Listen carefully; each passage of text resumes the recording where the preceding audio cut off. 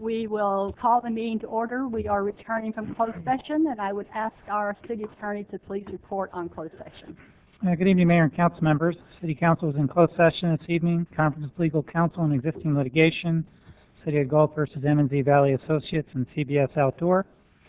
We're also in closed session on public employee appointment, Public Works Director.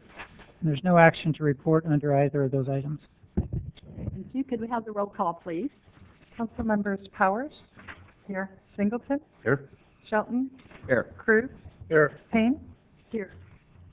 At this time, I would invite you to join me in a moment of silent prayer that will be followed by the flag salute to be led by Vice Mayor Powers.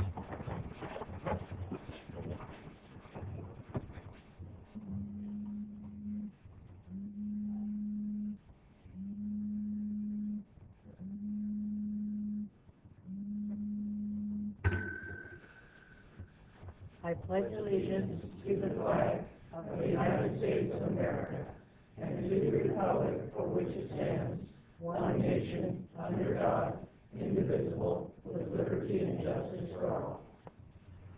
Thank you. The city clerk will now read the video statement.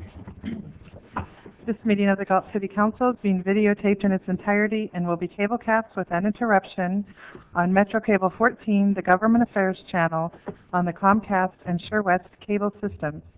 Tonight's meeting can also be seen on channel 14 and will also be webcast at www.saxmetrocable.tv Friday and Saturday mornings at 9 a.m.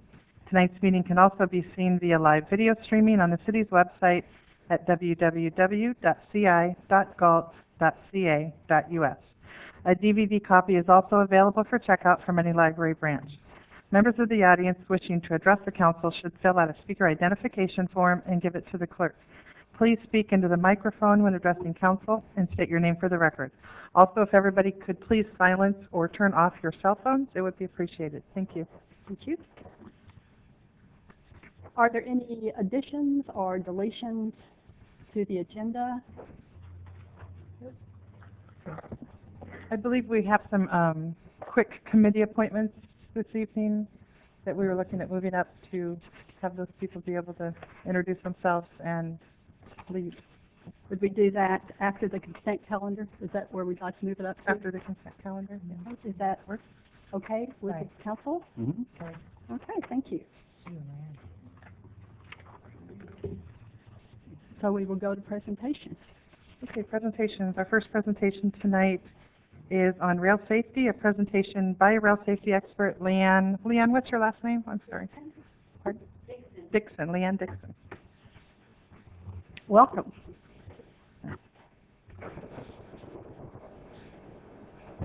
I always hate to be identified as an expert because I'll show myself wrong. So, but thank you, Mr. Singleton, for inviting me here tonight or giving my name forth to come tonight.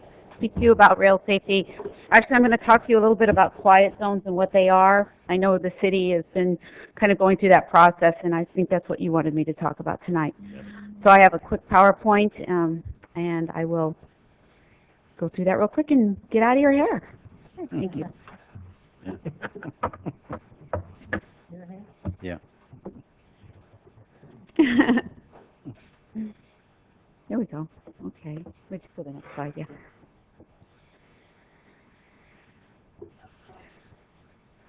Okay. Well, thank you for having me today. I'm Leanne Dixon. I'm the grade crossing manager for the Federal Railroad Administration. The Federal Railroad Administration, so nobody knows who we are. It's the FAA, so think of that. FAA, everybody knows that. So it's the FRA. So we're the regulatory arm of the federal government that looks over railroads and it regulates the railroad industry. Okay?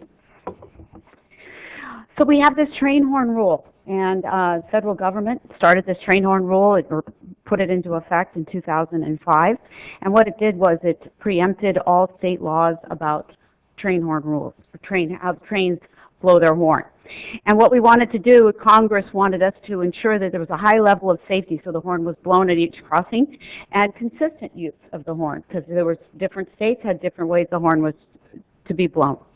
And it has also established ways that communities could make quiet zones or not have the horn blow at certain crossings. Go ahead. So the rule does, it requires a consistent approach for trains approaching crossings that they have to blow. It provides where if a train is going super slow, like less than 15 miles an hour, they might not have to blow if they have a flagman. And it enables communities to do this quiet zone process, which I'm not sure where Galt is in there, but as of July of last year, you were pretty involved in it, but I don't know where you are now. I haven't heard back from your consultant or anybody since. So it's a time-based pattern. It used to be that no matter how fast or slow the train was going, it would sound the horn at quarter mile prior to any crossing. So now it's time-based. So it's 15 to 20 seconds per crossing. It's two longs, a short, and a long, and that's repeated or prolonged. If the engineer goes a little fast with that, it has to be prolonged or repeated. They don't sound for more than a quarter of a mile. So if the train's going 60 miles an hour or faster, they'll only sound a quarter of a mile away. Why do engineers blow the horn? And I tell you, they do not blow it just to wake you up. Okay, that's usually the answer I get.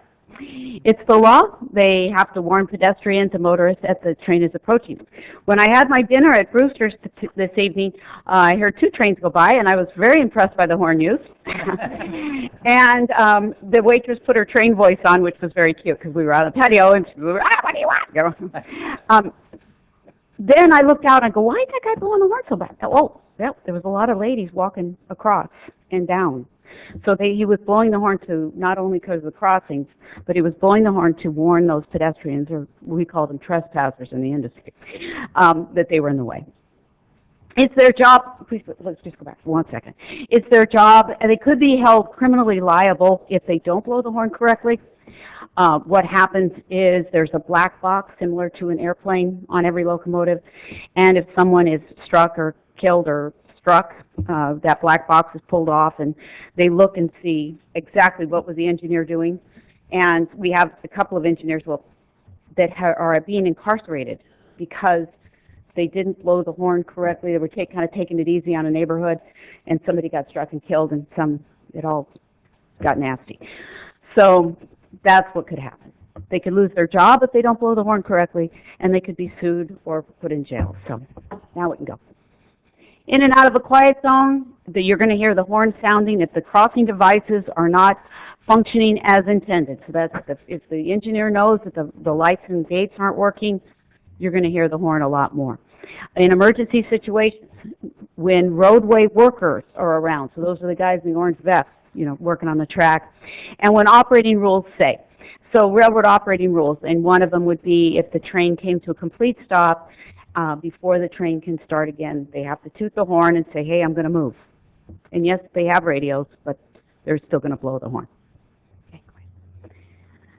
The locomotive engineer in this emergency situation, per the rule, so the locomotive engineer may blow the horn at any time that he or she feels that it's necessary to warn people or animals, even if they see a train, an opposing train, they're going to blow the horn, to just let everybody know that they're coming. It's the engineer's sole judgment that they're going to blow that horn. So what's a quiet zone? It's a giant lady telling the train to be quiet. We're going to go past that one, thanks. It's a rail corridor of at least a half a mile in length, and it has to contain at least one crossing. And they're going to blow the horn. They're not going to blow the horn there, except in special circumstances. But what you really need to know is, next slide please, quiet zones are not quiet. It's the absolute worst name they could have picked. I know why they picked it. It's short and easy to say, but it's the no regular use of the train horn zone. Okay, so you are going to hear horns. In a lot of communities, they get mad. Hey, we went through all this whole process. We still hear the horns. Yep, you're still going to hear horns. And it's because of this emergency situation and railroad operating rules. So I just always like to put that out there, that quiet zones aren't quiet. We'll go next one, please. So here's the crossings that we were working on about a year ago. It's approximately about a mile and 60, almost over a mile and a half. And those are the streets that were in the quiet zone, proposed quiet zone in Galt. Go ahead. Just a little bit on locomotive horn volume. The minimum is 96 decibels. The maximum is 110. And no, your handheld meter from Radio Shack outside the window of your house does not count in a measurement. The test protocol is 15 feet above the rail and 100 feet in front of the locomotive. There's only very few places that we can make that measurement because there can't be any place where the horn can echo off buildings. So it has to be like an open field. There's only 3 or 4 places in California where we can actually test. All the railroads that go through your town are in compliance. Maybe some of the short lines, I'm sure everybody's in compliance, but all the railroads, all the big railroads, the Class 1 railroads we call them, are in compliance as of June of 2010. Okay? So why do we have trains? People say that to me all the time. Why do we have trains? Well, first of all, one freight train takes about 300 trucks off the highway. Trains are 4 times more fuel efficient than trucks, and they emit about 1/3 less pollution than trucks. So they're a pretty good deal. Just a little bit about rail safety real quick, because I am the expert. So, freight trains take up to about a mile or more to stop. The weight ratio between the freight train and your car is 4,000 to 1. So that's the same as your car running over a soda can. Trespassing is dangerous. California leads the nation in trespassing fatalities and incidents, and always use designated crossings. And always remember that any time is train time. That's some information on the FRA's website, and CAOL is California Operation Lifesaver. It's a nonprofit public safety group that we work through. And one more, that's me. You can call me and yell at me about trains all you want, just don't do it during my dinner. So, does anybody have any questions? Questions, council? Yes, Ms. Dixon. Yes. Just one question. If you've got a train that's traveling 60 or 70 miles an hour, Yes. this isn't a mathematical question. That's good. Because I just graduated from high school and went to work on the railroad. I was curious as to, you said that the engineer of that train would be sounding that horn even if he's in a quiet zone, if he knew that the crossings weren't working. Mm-hmm. They're traveling that fast. How can they see if those crossings are or are not working? Well, there's actually, it's called, now I'm having a senior moment. What's it called? There's a little white light. So next time you go by a railroad crossing, keep your eyes on the tracks, make sure everything's okay. And then look at the silver signal bungalow. And there's like a light bulb on the side. Power out indicator. Yes, power out indicator. And that's just that little white light. They can see it. Now that is dark. That means something's wrong. Oh. So they'll start really blowing the horn then. And also what will happen is there are toll-free numbers on the side of that bungalow as well. And usually we find out pretty quickly, the railroad finds out pretty quickly if a citizen will call in that there's something amiss with the crossing. And they'll radio the trains immediately and tell them that. Thank you, Ms. Dixon. I Mm-hmm. appreciate your presentation. Thank you. So, thank you. Okay. Thank you. Okay. Thank you so much, and thank you, Councilman. Thank you for having me. No problem. Bye. I thought it'd be informative, and she's a funny lady. She had her own show. We also have a presentation by our city clerk. Actually, and tonight, this evening, Deputy City Clerk Donna Settles will give a presentation on committees and commissions. Okay, good evening. This is simply an overview of the city commissions and committees. Currently, the city has 3 active commissions and 4 committees. Thanks to the hard work of the city attorney, you can find the complete rules and regulations that govern each commission and committee in the Galt Municipal Code Book, which is also on the city's website. Each commission and committee must follow the Brown Act, which includes posting all agendas, and the public is welcome to attend. Each commission and committee is assigned a staff member to assist in completing agendas and minutes and most anything else needed for the committee to be successful. The first one is the Planning Commission. This is a current picture of the Planning Commissioners. The commission was formed in 1953 and delegated to review matters relating to planning and development and make recommendations to City Council depending on the subject matter. Duties. The Commission has decision-making powers outlined in the State Government Code and also assigned by City Council on matters such as rezones and variances. The qualifications. The qualifications are outlined in detail in the Galt Municipal Code, but in short, a willingness to serve, and ideally some talents that would contribute to the purpose and function of the commission. The commission consists of 5 members and 1 alternate. Each commissioner is appointed by an individual council member, and their terms run the length of the appointing council member. Commissioners receive $25 for each meeting attended. Parks and Rec Commission. They were formed in 1985 as an advisory commission to the City Council. Some of the duties are to make recommendations to City Council on policies pertaining to parks, facilities, programs, and services. They're also advocates for recreation and park facilities in the community. An example of something that they might do is review design plans for a new park and then make recommendations to City Council. Qualifications, again, the detailed qualifications are in the Galt Municipal Code. Each commissioner is appointed by an individual council member, and their terms run the length of the appointing council member. The commissioners also receive $25 for each meeting attended, and this is a current picture of the planning commissioners, or Parks and Rec commissioners.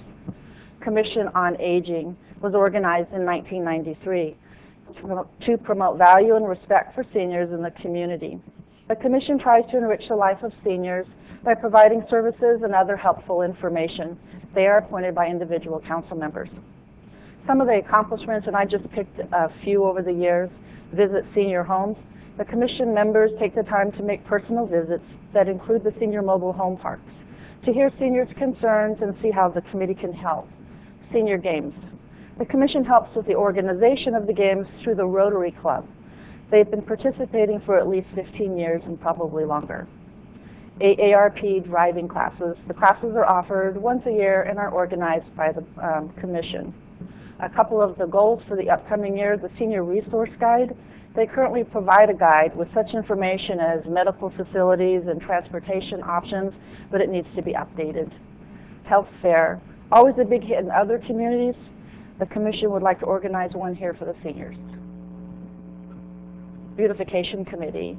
Accomplishments: the Memorial Rose Garden at the post office, which was actually created a number of years ago and was a big success and is still well maintained by the post office staff.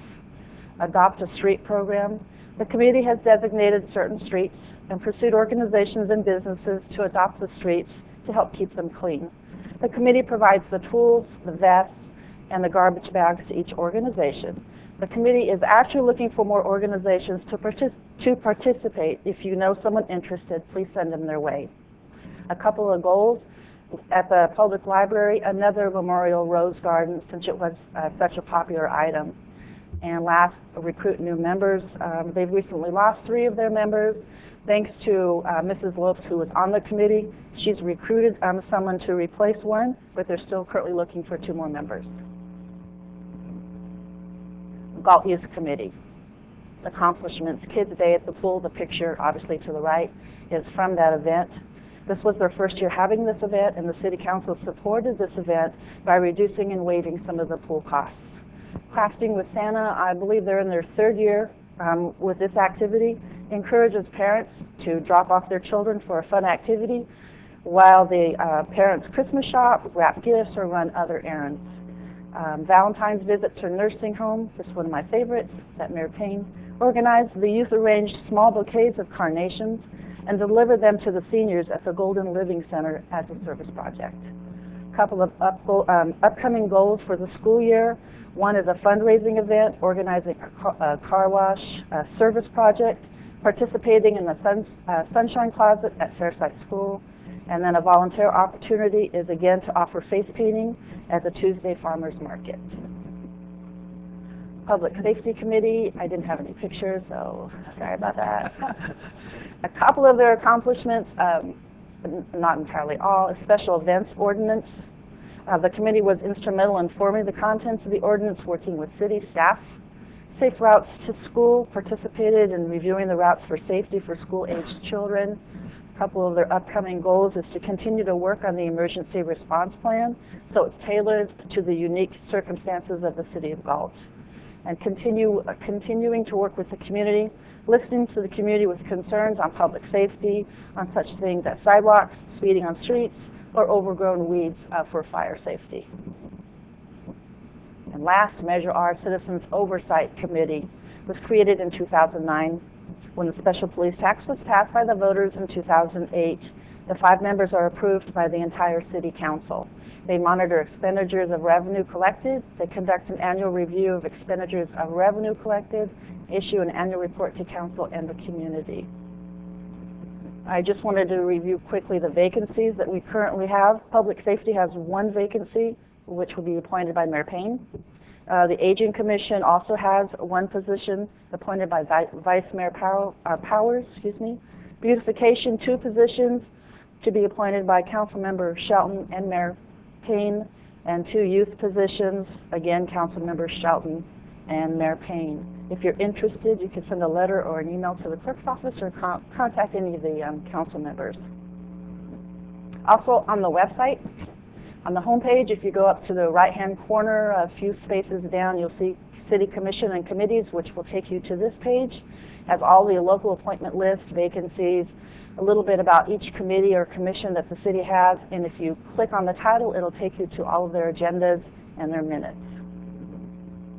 In conclusion, a willingness to serve the community. It takes almost 50 volunteers to fill all 7 active commissions and committees. A willingness to serve and give back to the community is the most important qualifications of recruitment. Advertising in the newspaper and on the website isn't nearly as successful as word of mouth. Council members asking people to serve and committee members recruiting their neighbors and friends is really the most successful way of filling the vacancies. Any questions? Any questions? Anyone? Thank you. That was a very good Donna. report, Good. Donna. Thanks. Good to see you here. Okay, now we will go to public comments. Under Government Code, Section 54954.3, members of the public may address the council on non-agenda items. Speakers may address council on any agenda item during consideration of the item. Speakers shall restrict their comments to issues that are within the subject jurisdiction of the City Council and limit comments to a maximum of 3 minutes. Please fill out a speaker sheet located on the table inside the entrances to the council chambers and forward the completed speaker sheet to the city clerk. Do you have any at this time? I have no speaker sheets for public comment. They're all under one item. Certain items. Okay. Would you read the consent calendar, please? Well, tonight we have 3 items. Approval of the minutes of the special meeting of July 11th, 2012, and the regular meeting of July 3rd, 2012. Number 2, approval of the City of Galt warrants. And number 3, the Parks and Recreation facility needs for indoor programs.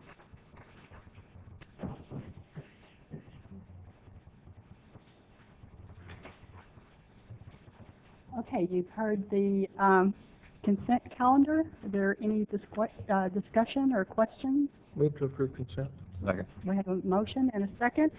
Roll call vote, please. Vice Mayor Powers? Aye. Councilmember Singleton? Aye. Councilmember Shelton? Aye. Councilmember Cruz? Aye. Mayor Payne? Aye.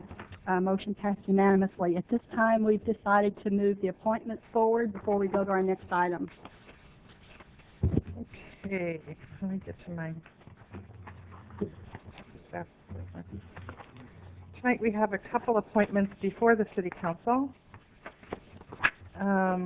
Actually, 3 different committees. We don't have enough letters to completely fill the committees, but I'm trying to fill them up. So the first one is the Public Safety Committee, which actually we only have 1 vacancy. This spot is to be filled by Mayor Payne. We have 1 letter of interest. And at this time, I would look for an appointment by Mayor Payne. The person that sent the letter was D. Ralph Doak. I think I said that right, the 3rd, and I did speak with him on the phone to see how dedicated he was, and he seemed very dedicated. He is in the audience, and it would be really terrific if you would just come up, introduce yourself, so people will recognize you if you feel up to it.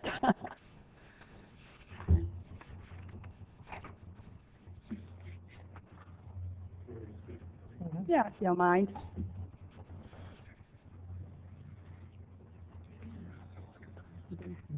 I'm a very new resident to Galt, real new. What brought me to this podium tonight was looking on the Galt website for mundane things like, how do I get water on my new residence? Being an IT guy, start poking around the website and see, here's all these commissions, and one of them was the Public Safety Commission. And I go, interesting. With 10 years of law enforcement background and 8 years sitting on the Antioch Police Commission, 3 of them as their chairman, I said, when I'm through moving, I'm going to follow up because I want to be involved with the community. I got a hold of Liz, sent her an email, and she said, well, send me a letter back of interest. I did, and a week later the mayor called me and we talked, and that got me here. Okay. And certainly do appreciate your interest in this, and I think you're very qualified, and I'm very happy to appoint you to the Public Safety Committee. Thank you. Thank you. Thank you. Nice to meet you.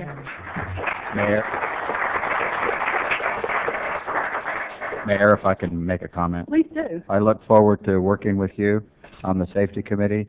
The 2 council members appointed are Mike Singleton and I. So, and then our first meeting is the 23rd of this month. Okay. I sent him all the details. Thank you. Thanks for volunteering. Okay, our next appointment is for the Beautification Committee. We do have 2 vacancies on the committee. I have 1 letter of interest from Emmanuel Loaf. I believe he's here. Tell me he was coming. Emmanuel, are you here? Or not? Okay, so he's not here. These vacancies we have are from Mayor Payne and Councilmember Shelton. So at this time I would look for an appointment. So we only have 1 letter of interest? 1 letter of interest. Do you want me Mayor's preference? to get the gun? Okay. Okay. You're always for that. I'll take the next one. But I would be very happy to appoint this gentleman. His wife also serves on it, and that's not a problem. In fact, he's probably been working on it for a long time. Yes. But now he just gets the official title, so I'm very happy to appoint He's very active. Mr. Loaf. Now he's raised his right hand and he's... He's not here, is he? No, he's not. No. I thought maybe Oh, he's okay. I thought he shown was up. going to do Okay. something, but our next committee is the Youth Committee. We have 2 vacancies on the Youth Committee, vacancy from Mayor Payne and Councilmember Shelton. We do have 1 letter of interest from Eric McCarty. Eric, are you here? Are you here? There he is. Ah, good. Eric. Only 1.5 feet. Would you come up to the podium and introduce yourself? Maybe if you feel like it, talk a little bit about yourself. I've spoke with you before and feel like you'll be a good appointment. Council members, Mayor, thank you. Kind of like following up my last act. Fairly new to Galt. I bought my house about 1.5 years ago in Galt. Poking around the website just to see information about the flea market and what have you. And given that my education is in psychology, I work for Lodi Unified School District. For the last 10 years, I've been working with youth in different capacities at different levels, whether it be foster youth, whether it be at the school district. This particular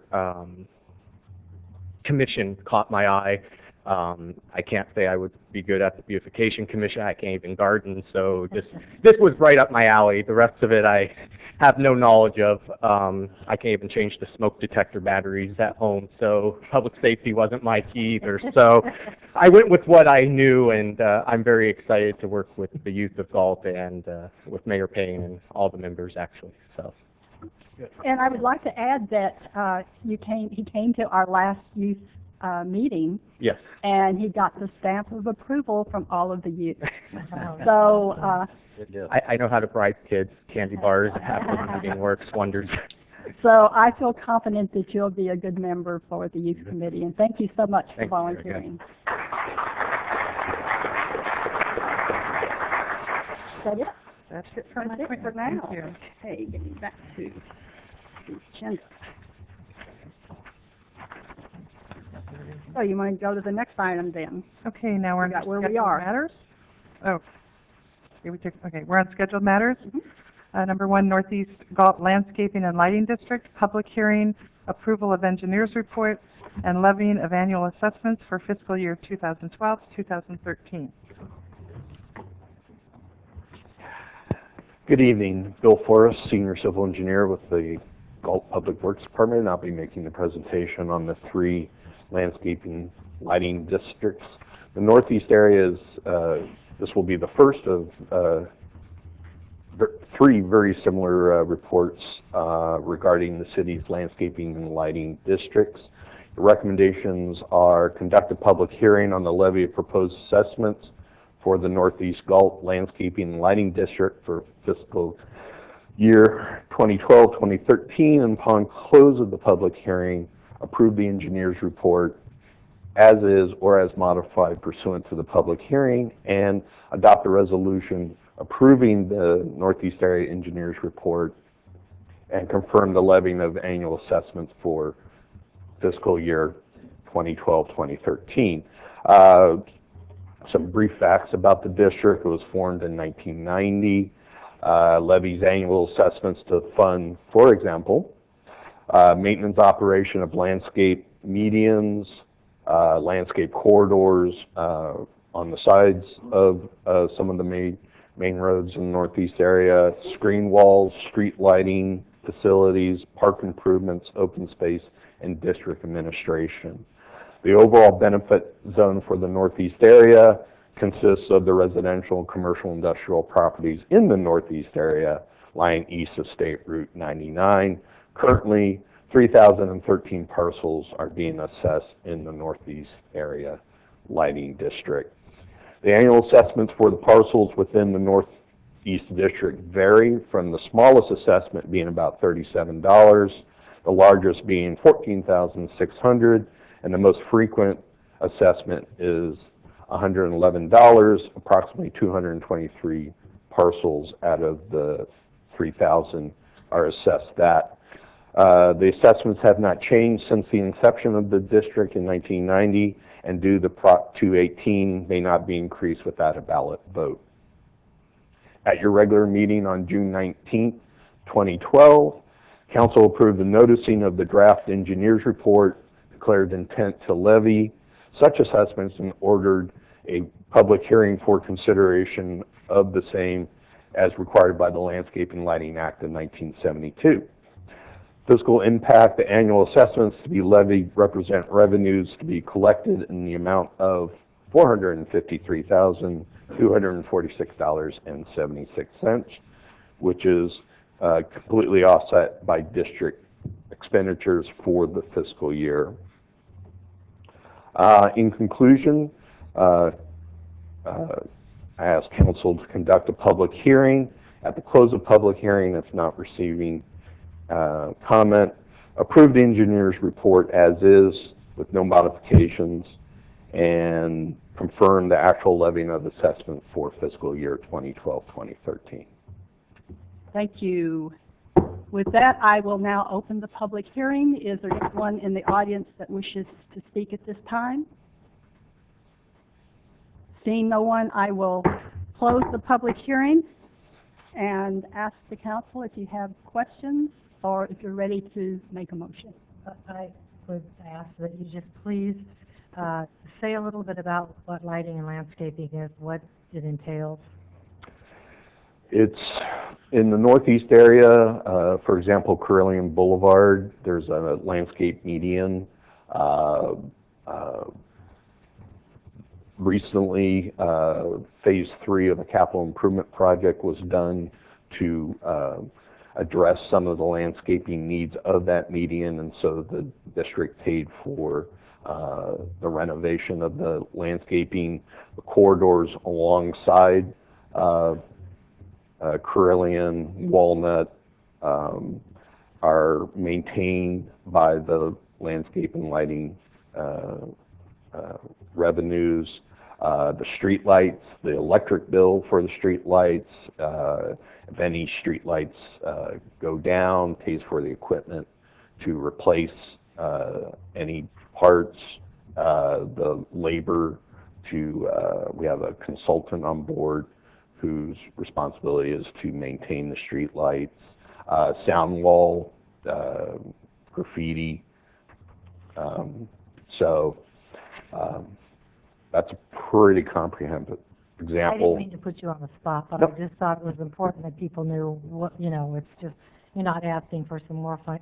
Because actually some of the things are for safety, for our street lights and... Street lights, and street- one thing I forgot to mention in terms of landscaping was paying the water bill for the landscape irrigation. This also extends to the parks that are in the northeast area. You know, Roundstone, Monterey, Galt Community Park. It also, there's also electricity associated with the park lights, the security cameras if they're installed. So yes, many things. Thank you. Okay. Thank you for doing that. Anybody else have any questions or comments? At this time, then, I would accept a motion to approve the resolution. We have a couple of... You just can't beat that, Mr. Cruz. I know. We have a motion and... Is there a second? Let's don't fight, kids. Is there a second? I'll second. There we go, Randy. While they're contemplating. Roll call vote, please. Vice Mayor Powers? Aye. Councilmember Singleton? Aye. Councilmember Shelton? Aye. Councilmember Cruz? Aye. Mayor Payne? Aye. Motion has passed unanimously. Next item, please. Next item, West Side Galt Lighting, Landscaping and Maintenance District 1990-2. Public hearing, approval of engineer's report, and levying of annual assessments for fiscal year 2012-2013. Thank you. I think you're on again. Again, very similar report. Everywhere where you heard northeast area in the previous report, just substitute west side. Actually, it was formed in the same time as the northeast area, 1990. The only difference is that it consists of the residential and commercial industrial properties west of Highway 99. Currently, 1,077 parcels are being assessed in the district. The annual assessments, again, the smallest being $37 per parcel, the largest being $969, and the most frequent is $212, with about 303 parcels being assessed that. Similar to the northeast area, the assessments haven't changed since inception and may not be increased without a ballot vote due to Prop 218. Same stuff about at your June 19th regular meeting that you approved the noticing. The annual assessments to be levied represent revenues to be collected in an amount of $173,240.70. And in conclusion, please conduct a public hearing. At the close of public hearing, approve the engineer's report as is or as modified, and then adopt the resolution. Thank you. I will open the public hearing at this time. Is there anyone in the audience that wishes to speak?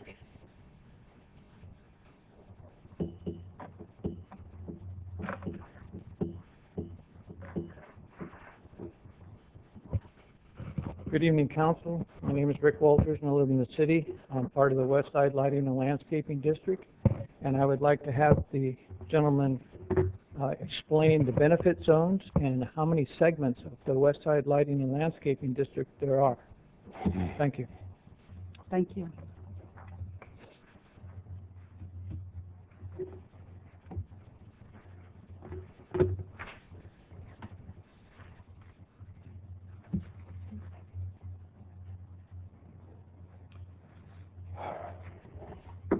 There are a total of 15 benefit zones in the West Side District,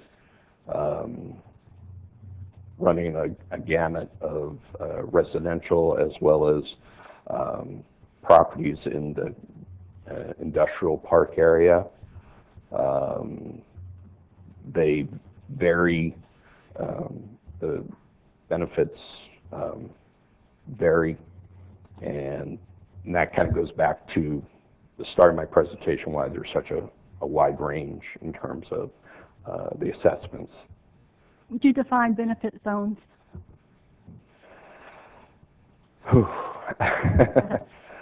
Briefly.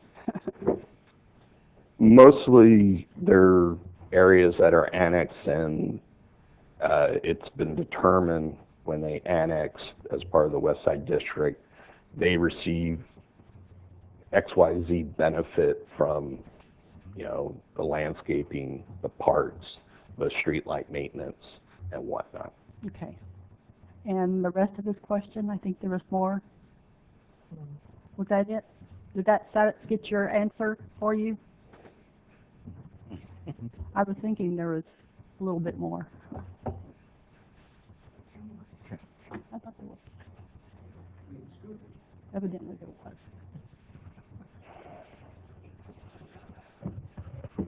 The benefit zone in my case, which I pay about $220, is for A Street, which is about a couple hundred yards long and landscaping on both sides. Then the next part of my benefit zone is New Hope, which is way out of my area. I have no idea why I'm paying for New Hope, but I am. I've accepted that for 20 years. That's not a problem. But some of these benefit zones are only about 12 feet by 18 feet. Some of the lighting, some of the landscaping in the area have bushes that need to be trimmed all the time. So my question also is, why are we doing this? If the fund is losing money, rip out some of those bushes that need constant maintenance and go to stuff like cactuses and so on and so forth. It makes sense to me. Thank you. Thank you for your suggestion. Anyone else in the audience that wishes to speak at this time? Anyone? Then I will close the public hearing.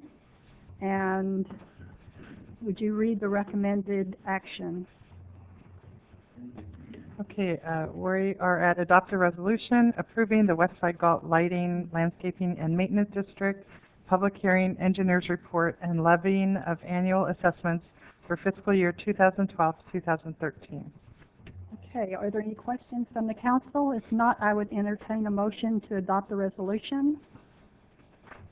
Motion to approve? Thank you very much. Is there a second? Second. Roll call vote, please. Vice Mayor Powers? Aye. Councilmember Singleton? Aye. Councilmember Shelton? Aye. Councilmember Cruz? Aye. Mayor Payne? Aye, motion passed unanimously. And next item.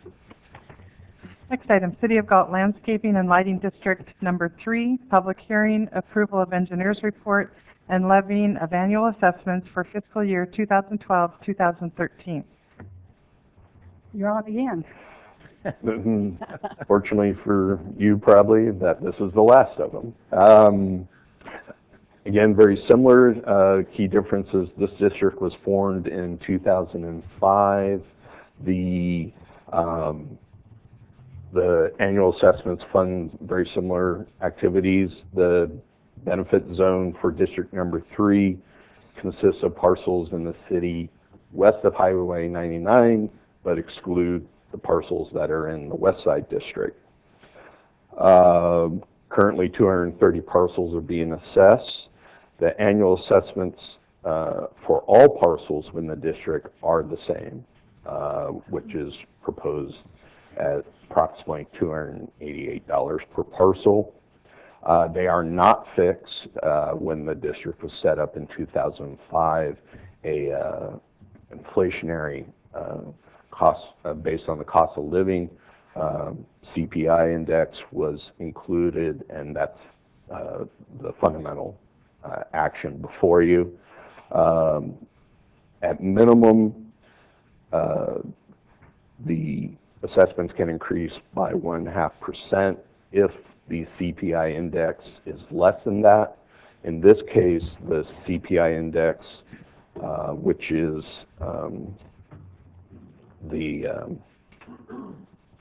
well, I'll have to look it up, but it's for the western area, came to 2.61% increase.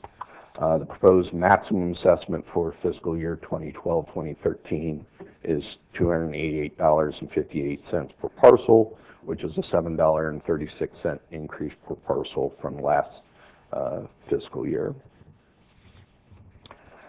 The annual assessments to be levied represent revenues to be collected in the amount of $68,373.40.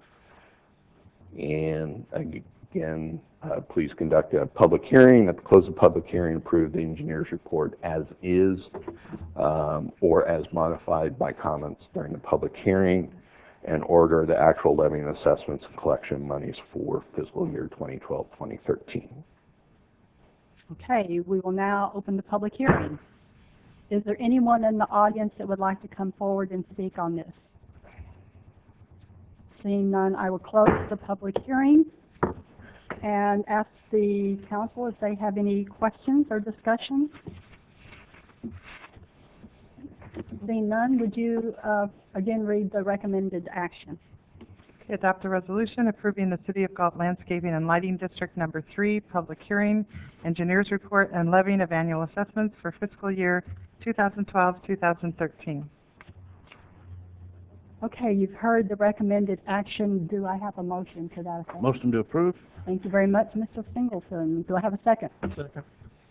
Thank you, Councilman Cruz. Roll call vote, please. Vice Mayor Powers?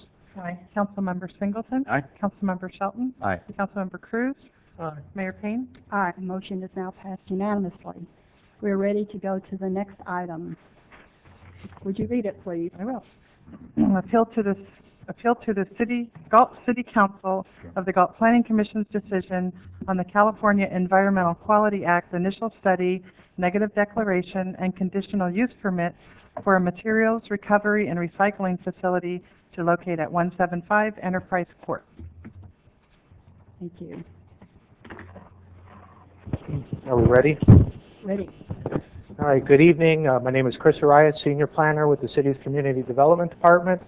The project you have before you is the appeal of the Planning Commission's approval of the Cal Waste conditional use permit and the certification of the initial study negative declaration to operate a materials recovery and recycling facility, or MRF, in the city's industrial park at 175 Enterprise Court. Cal Waste, the city's sole trash collection provider, is proposing to operate a recycling processing center in an existing 97,000 square foot concrete tilt-up building on a fully developed parcel at the location mentioned. A recycling center is a facility in which recoverable material are collected and then bundled for transport to appropriate markets. The proposed project meets the Galt Municipal Code definition of a recycling processing center, which is a permitted use in the light manufacturing zone. However, Cal Waste applied for a materials recovery and recycling facility, or MRF, conditional use permit from the city in order to align more closely with required state permits. The recycling process starts with collection trucks carrying recycling material entering the site via existing driveways. The trucks proceed to the rear of the building, and once inside they drop the recyclable materials, which include paper, plastics, aluminum, and glass.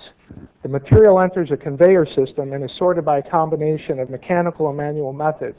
Once separated, all materials will be properly bundled and sent to various markets. Since Cal Waste is reliant on consumers to accurately separate the materials, there can be non-recyclable waste or residual waste included in the recyclable loads. Any residual waste will be collected and hauled to regional landfills. Trash will be removed within 40 hours. It should be noted that the Planning Commission staff report incorrectly had 24 hours, but it's 48 hours. Is it 48 or 40? It's 48 hours. So trash will be removed from the site within 48 hours. Access to and from Highway 99 by the commodity trucks will be via designated truck routes. I have shown them on the map on the screen. The route is essentially Industrial Drive to Amador to enter and exit the freeway. You got to keep in mind, though, that collector trucks servicing the city operate on all city streets in order to collect the recycling material. Industrial and Amador also allow for truck parking. You can see a variety of trucks parked there on a daily basis. It should be noted that an earlier version of this map incorrectly had transfer station in the title block, and it's because the map was simply copied over from the old project, and it was an error, a typo. It wasn't, some other attempt to disguise the transfer station. Construction to the site is limited to tenant improvements such as new interior offices, a new truck wash area, the installation of truck scales and fencing around the perimeter of the building. One of the depressed truck loading docks will be converted to a wash rack that drains into the city sewer system. Cal Waste will be closing facilities in the Lodi area and relocating operations to Galt. The operations include truck parking, maintenance, and office personnel. All are permitted uses in the light manufacturing zone. In total, the proposed MRF will bring 60 jobs to the city of Galt. Hours of operation of the recycling system will initially be a daily single shift. However, the shifts of the truck drivers and office personnel vary from the assembly line workers. Although there is only a single assembly line shift proposed at this time, the applicant may wish to increase this recycling sorting operation in the future and is seeking approval to operate at 24 hours a day, 7 days a week.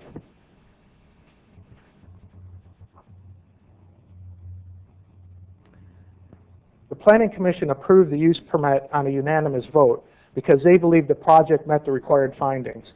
The findings include, but are not limited to, conforming to the general plan and zoning code, as well as being suitable for the site and compatible with neighboring uses. The proposed recycling center is compatible with other uses in the industrial park. They include Cardinal Glass, United Rotary Brush, Store Transit System, Acorn Paper Products, BMD, Air Products, and Gulf Packaging. Cardinal Glass is a 24-hour manufacturing operation, and BMD runs trucks early up until 2 a.m. The Planning Commission staff report provides more detail on how Cal Waste operation is compatible.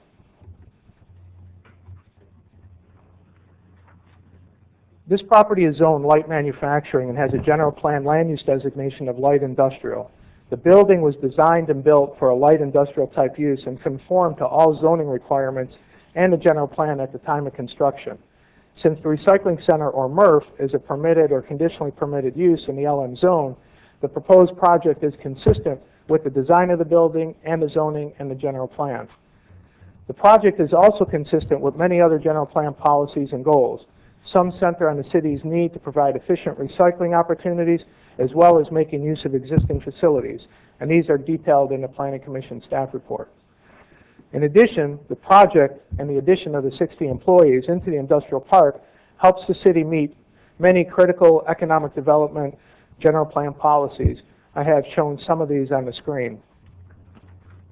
The direct impact of the additional employees obviously provides potential employment with decent paying jobs to Galt residents. It also has the indirect benefit of supporting local businesses. The 60 employees are likely to use local businesses, especially restaurants.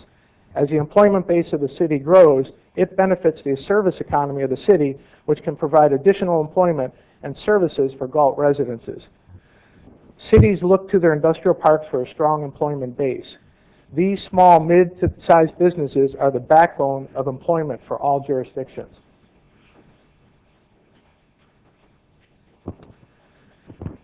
In addition to approving the project CUP, the Planning Commission also certified the CEQA initial study negative declaration. It focused on the items listed on the screen. All project impacts were determined to be less than significant. The environmental document was available for public review, and we received 5 comments. The comments from the Water Board and Sac County were general in nature and did not require a response. And under CEQA, the city is not required to provide a written response to the comments on the document.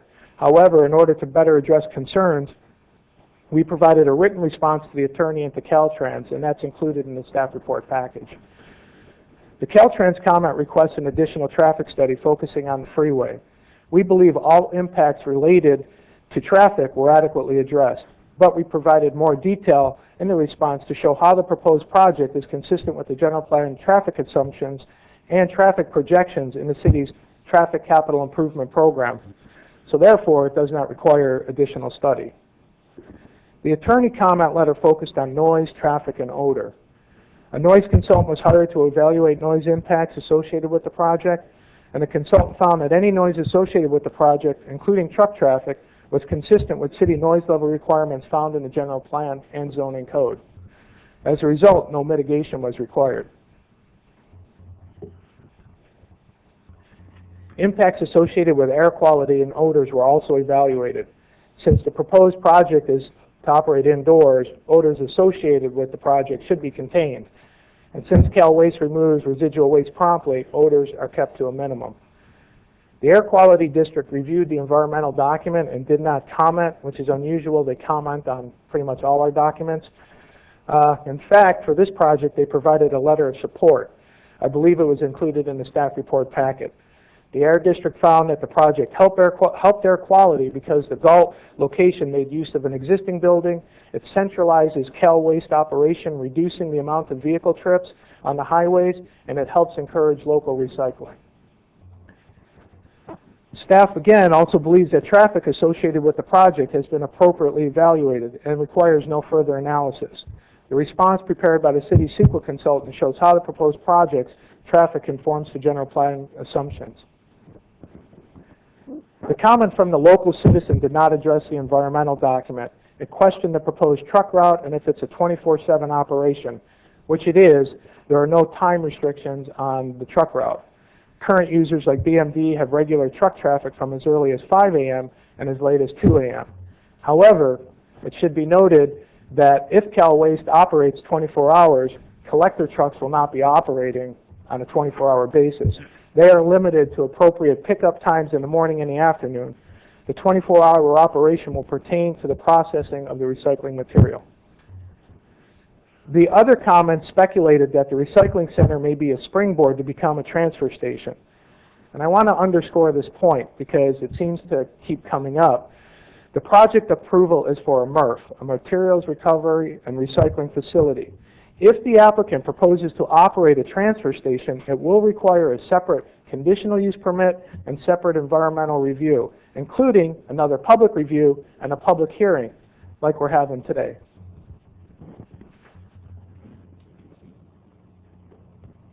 The Planning Commission approvers were appealed by the law firm of Robinson Bradford representing the Savage Family LLC.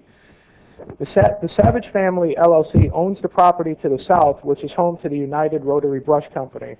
The basis for the appeal could be found in the comment letter to the environmental document. In addition to stating concerns about the project, the comment letter asked that if the project were to be approved, that additional conditions be placed on the operation. Cal Waste has reached out to the appellant in an attempt to agree on a compromise on the conditions that would satisfy the concerns. It appeared that there would be some headway on a compromise on additional conditions, but the appellant has not been responding to Cal Waste so they can hash out an agreement. At this point, the project would be limited to the original conditions, which are Exhibit A to the resolution. The original conditions include, but are not limited to, trucks staying on designated truck routes, operating a clean and safe facility, and limiting the operation again to a MRF, or a Materials Recovery and Recycling Facility, as described in the Planning Commission staff report. Outside of the project meeting all the regulatory requirements of the use permit, staff believes that the city has the obligation to process the recycling material that it generates. The City of Galt is Cal Waste's single largest customer, providing much of its trash and recycling material. As a result, it's only logical and fair that the city process at least the recycling material. Galt trash and recycling material is currently shipped to other cities. Most other cities in the region, like Lodi, Stockton, and Sacramento, have their own recycling and trash facilities. Elk Grove is planning on opening a hazardous waste material facility in their city limits. Staff believes the industrial park is the best place to locate this type of use.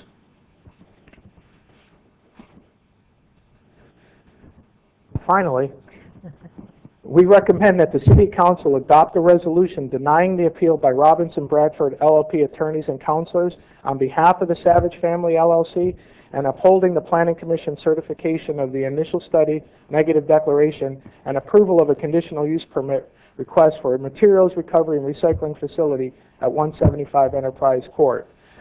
That concludes staff presentation. I believe there are going to be other presentations following us. Before we do that, we were hoping to show a video, but I don't know if I'm going to be able to get that operational. We had a short video showing how a recycling facility operates, but I think I'm struggling getting that open.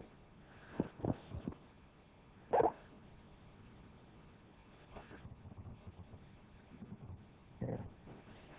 Maybe we should just proceed with the next presentation. I believe the appellant is going to have a presentation at Cal Waste. After they are complete, staff and representatives from Rainey Planning and Management, the secret consultant, as well as the noise consultant will be here to answer any questions you might have. Thank you. Obviously, this is something that has a lot of interest from the citizens, and I would ask the city clerk to outline how we're going to go about this hearing. Okay, the mayor will open the public hearing. At that time, we will provide an opportunity for the appellant, the Savage family, to address the city council. The time allowance is 20 minutes. The 20 minutes also includes rebuttal.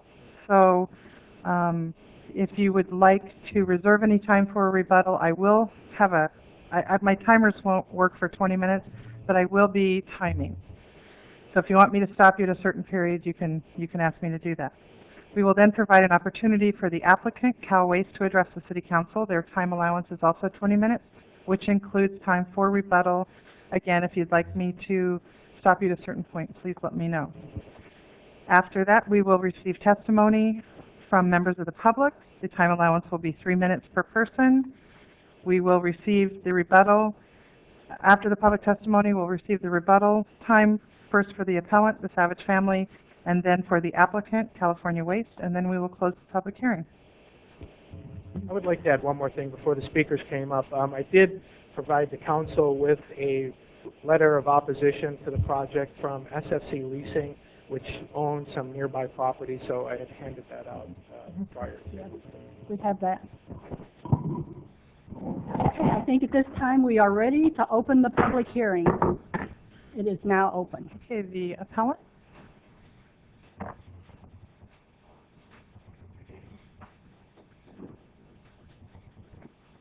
Good evening, Mayor Payne and members of the City Council. I'm Mark Robinson. Thank you for taking the time to hear our appeal tonight. I'm here on behalf of Dick Savage and the Savage family that owns the property immediately south, as the Planning Department indicated. They've also previously owned United Rotary Brush, so they have been a member of the Galt community for some time and employed people for some time here. The reason that I'm here is because of the negative effect on their property that this project will have, being right across the driveway from the United Rotary property and the property owned by the Savage family. The reason we're here is not because this is a recycling facility. If this was a recycling facility, they wouldn't need a conditional use permit and they wouldn't have needed to obtain a negative declaration. The reason we're here is because they also want it to be a materials recovery facility. Under state law, a materials recovery facility is a facility where materials are brought and then recycled materials are extracted and gathered and baled and sent off for either disposal at a waste facility or further processed.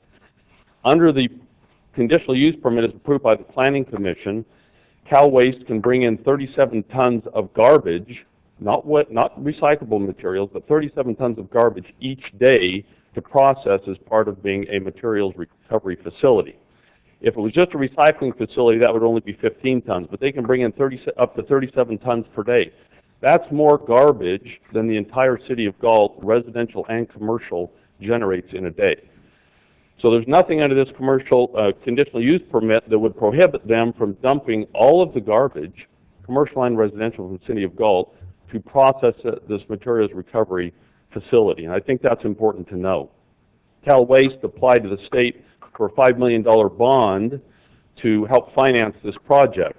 That application, the state for a $5 million bond, didn't say anything about a recycling facility. In fact, it refers to it as a residential solid waste collection and transfer, says they intend to create a MRF and a corporate yard to house and maintain its fleet.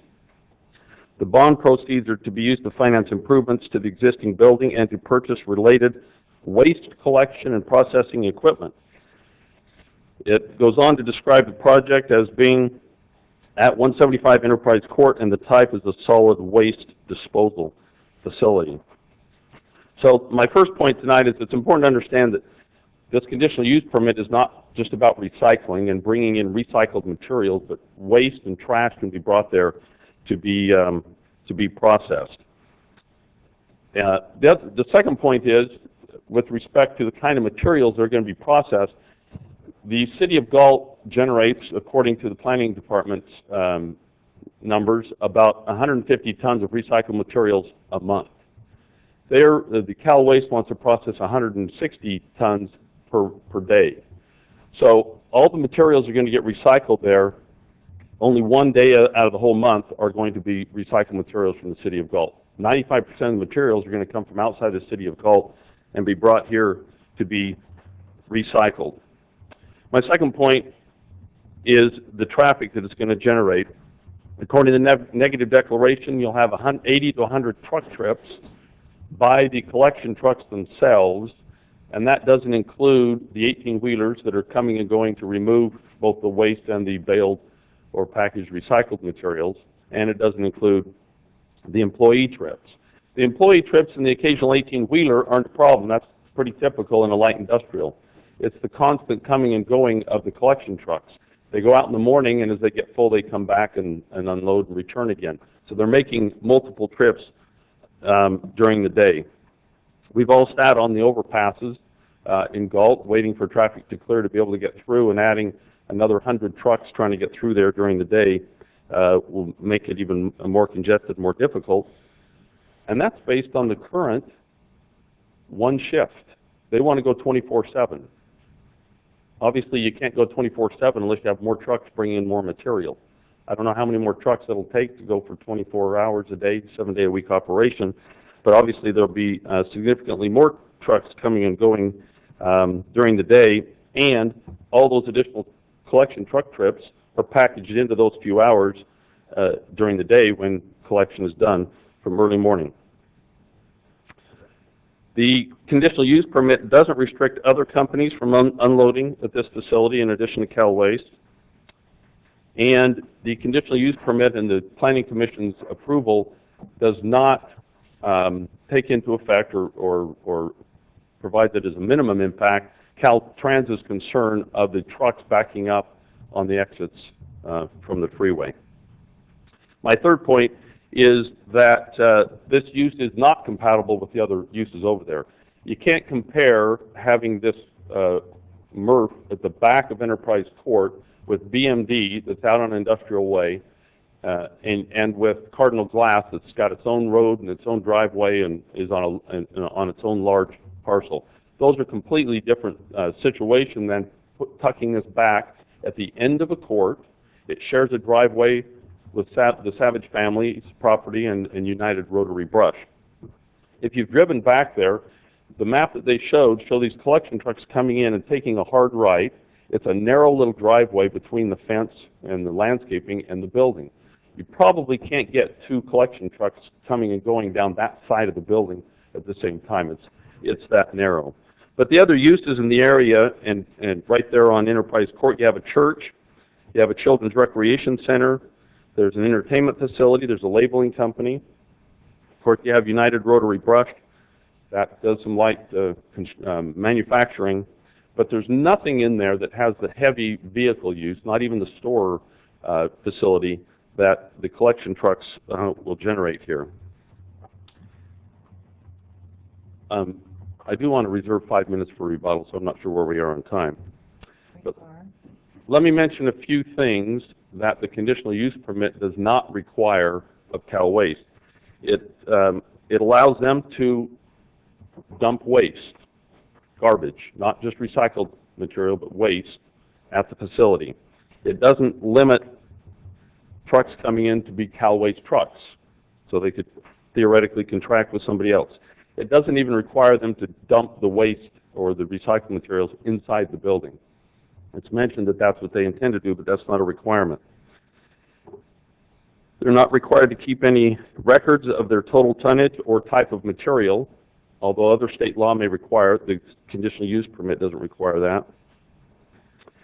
And it does not require the daily removal of litter along the truck routes. That was a condition of the conditional use permit when it was proposed a few years ago when they wanted to have a transfer station here in Galt. So in conclusion, we would ask that you deny the grant our appeal and deny the conditional use permit and not certify the negative declaration for those and a lot of other reasons, but principally because it's a material recovery facility. 37 tons of garbage a day is a lot of garbage. The traffic is not conducive to that area, and it's not compatible with the other uses in the area. Thanks.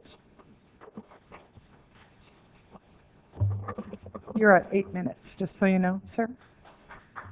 8 minutes.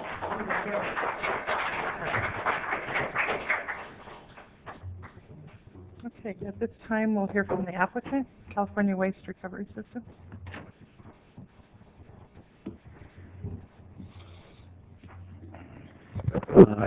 Good evening. My name is Dave Vaccarezza. I'm with California Waste Recovery System.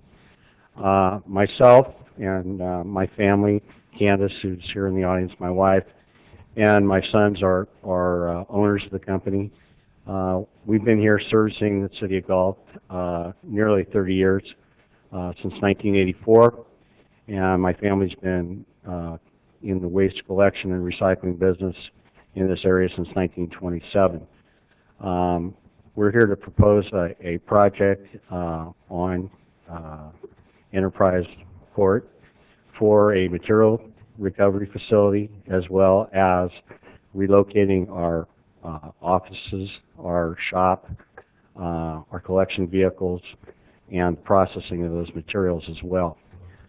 We have a little bit of a presentation that I'm going to ask Rudy Vaccarezza to come up and present, and I also have a team of folks here that will be ready to answer any questions that you may have.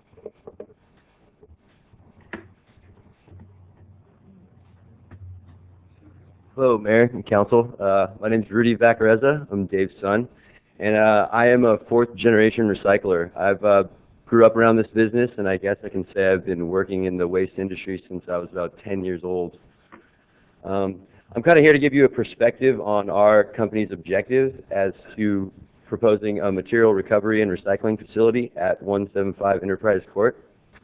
Our first objective is to really consolidate our company and locate it within the city of Galt. We want to bring our entire operations here, everything from collection to processing to administration as well as maintenance, all under one roof in one location here in Galt. We also want to enhance the recycling infrastructure within our community that we work and live in. It's important for the community of Galt to really process their own recyclables.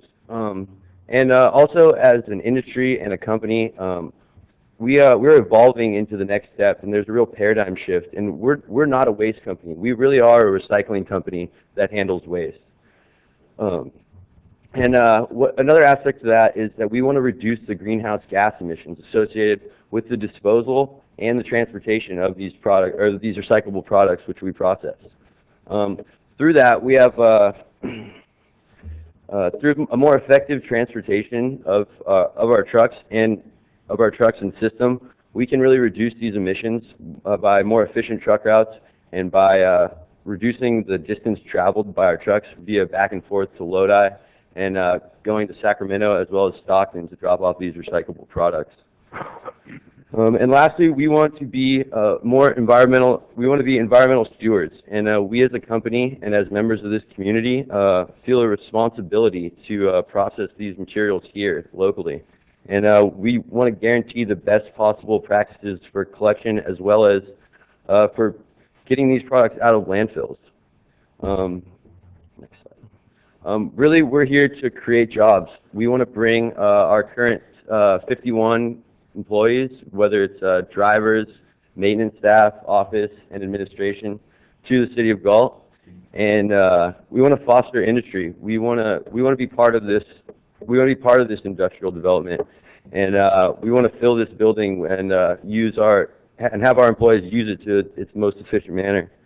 In addition to the 51 current employees we have, we're going to add 15 new employees immediately upon the approval of our conditional use permit and the opening of our facility.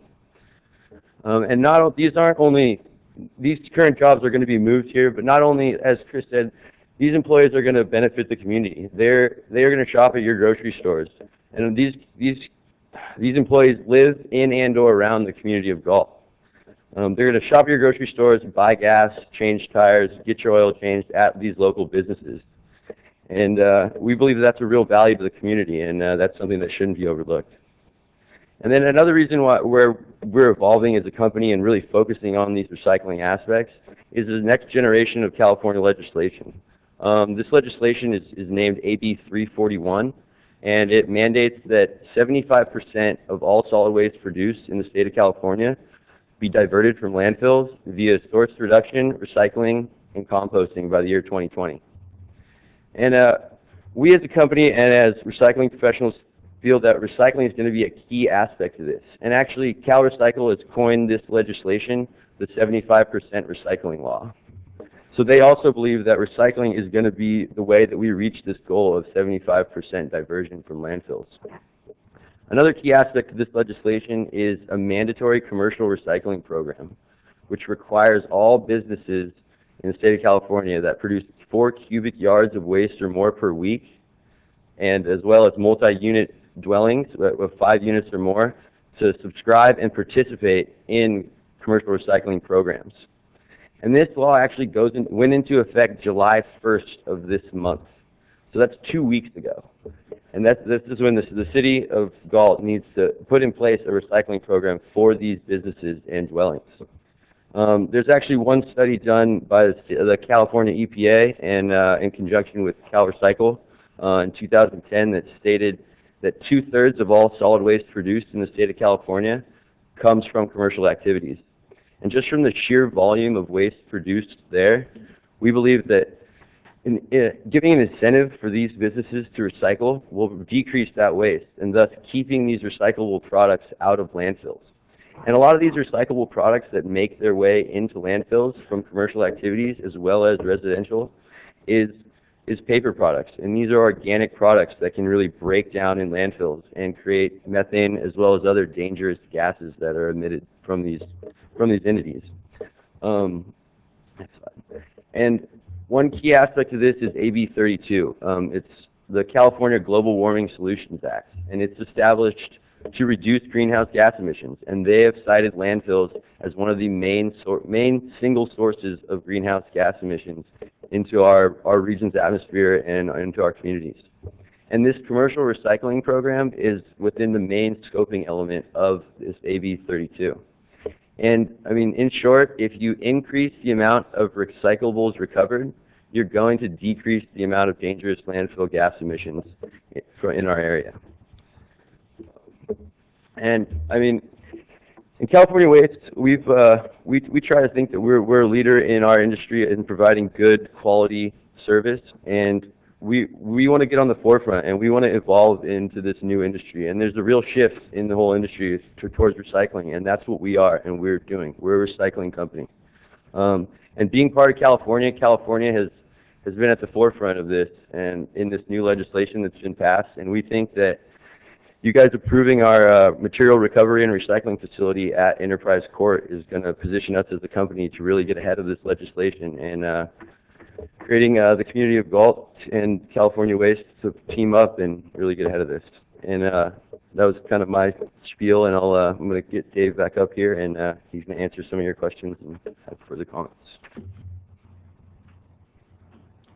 Okay. You know, I just want to follow back a little bit. You know, we are very interested in moving our operations here and bringing jobs to the city of Galt. And while we have 51 employees now, and you know, we plan to open with an additional 15, and that 15 could very well be 20 or 25. And we're going to look to the citizens of Galt. And as Rudy said, about 2/3 of our employees are currently from Galt or within the Galt area. This is a good project, not just because we're meeting mandates of the state and AB 32 and AB 341, but from an environmental standpoint, this is a good project. This is a project for future generations. And while you can look at this project as a waste facility, this waste is in your backyard. This waste is in the side cart next to your garage right now. This is a community issue. This isn't a Cal Waste issue. This is across the state of California, and everyone has ownership. And we can say we want it just to go away and to leave our community, or we can address it responsibly and build an infrastructure for this community to have for generations to come. We can argue the points of traffic and flows in and out of the facility. But we're here as a business to bring jobs, to bring prosperity, to bring an economic value to this community, to this empty building that's been sitting there for the last 8 years unoccupied. And we're here and would ask that the council approve our project so that we can move forward. And just one last side note, we did reach out to the Savage family.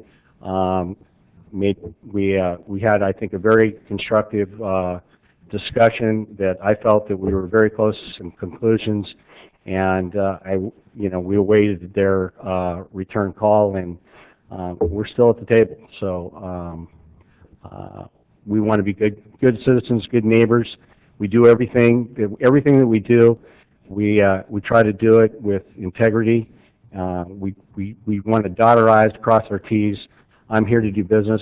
I don't need a black eye in a business that's not a good neighbor. So I want to give you my assurance that if this project is moved forward, it'll be conducted as a forthright business that is run properly and is a good neighbor.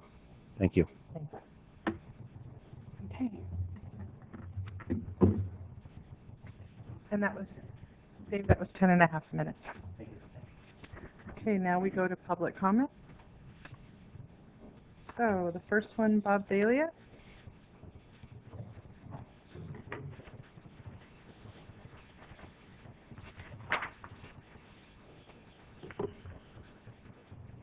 Good evening, Madam Mayor and council members.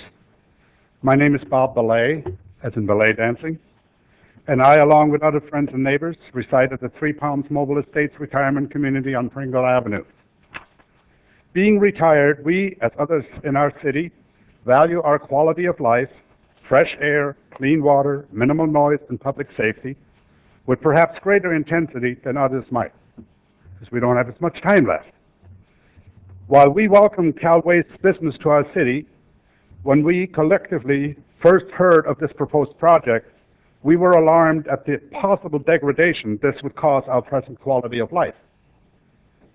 Some of us at Three Palms got together to discuss this and to educate ourselves about this project, rather than shooting from the hip and responding only to emotion. We had many questions. Some of us contacted you, Madam Mayor, and other city council members via email. We made our neighbors aware of this proposed project and asked them to become involved, including attending this meeting, and some of us are here. I mentioned that we educated ourselves about Cal Waste and this project. We did this mostly by studying the California Waste Recovery Systems Recycling Processing Center project report provided to you that my good friend and neighbor Bob Marks found online, copied and shared with us. He also visited the current and future sites, and I happen to accompany him today and invite all of you who didn't have a chance to do so to look at the current site and maybe make a comparison because of the sites there and the sites and so on. This report proved to be very intensive and voluminous. We lovingly refer to it as the book.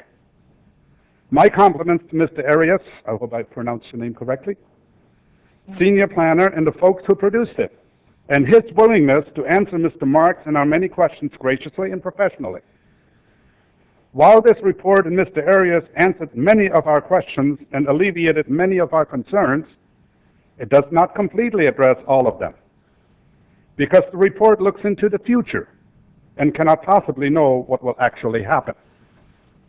Our major concern going forward, in addition to air, noise, and water quality, is that of the possible deviations and or violations of the prohibiting currently existing as it relates to truck traffic on Pringle Avenue.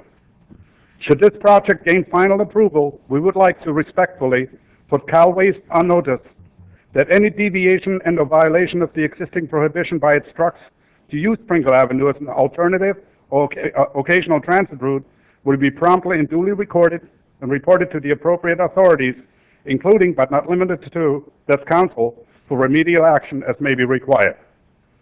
Some of us may not have a lot of money, but us retired folks have lots of time to observe, report, and hold accountable those who may be inclined to reduce our quality of life. Your time's up. Thank you. Sorry. Okay. Thank you. Thank you. Have a good evening. Thank you. Lita Martin. After Ms. Martin, Mary Chapman.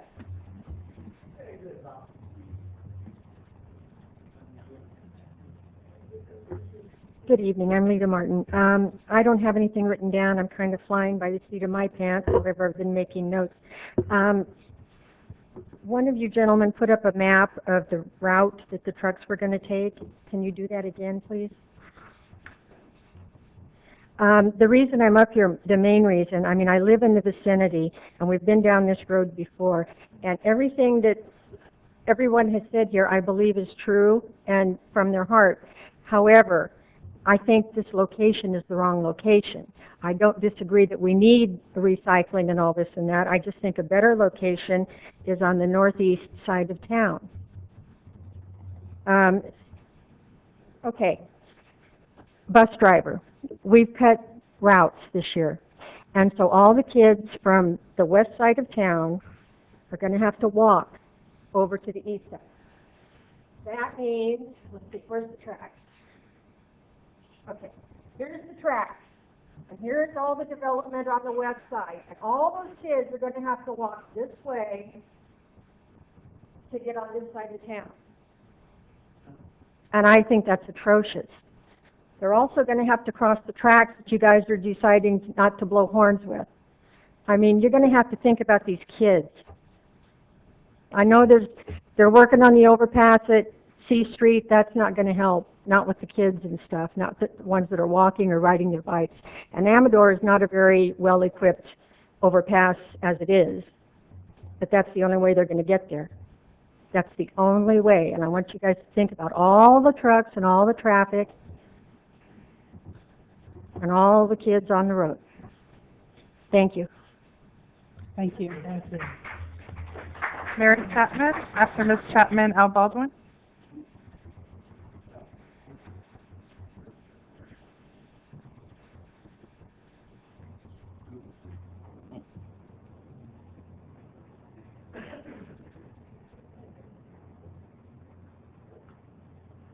Hi, I'm Mary Chapman, and I just want you to know we went through this with this gentleman a couple of years ago, and they haven't moved it that far away, so I'm still against it, and so is a lot of people. And why don't you move it out by the sewer plant, where there are no homes or anything the smell wouldn't bother anybody.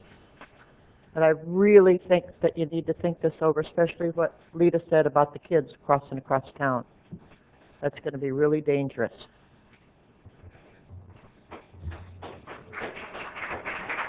Al Baldwin. After Mr. Baldwin, Tracy Gross. Al Baldwin, one of the concerned citizens of Galt, and this is definitely a concern, but I'm not going to be here to say yes or no to this function that you want to put in. Anything to better Galt, I'm for, and it looks like there's some good positives, and I'm glad there's some good negatives that are being brought up, because that's what we need. You learn from the negatives to make positives better.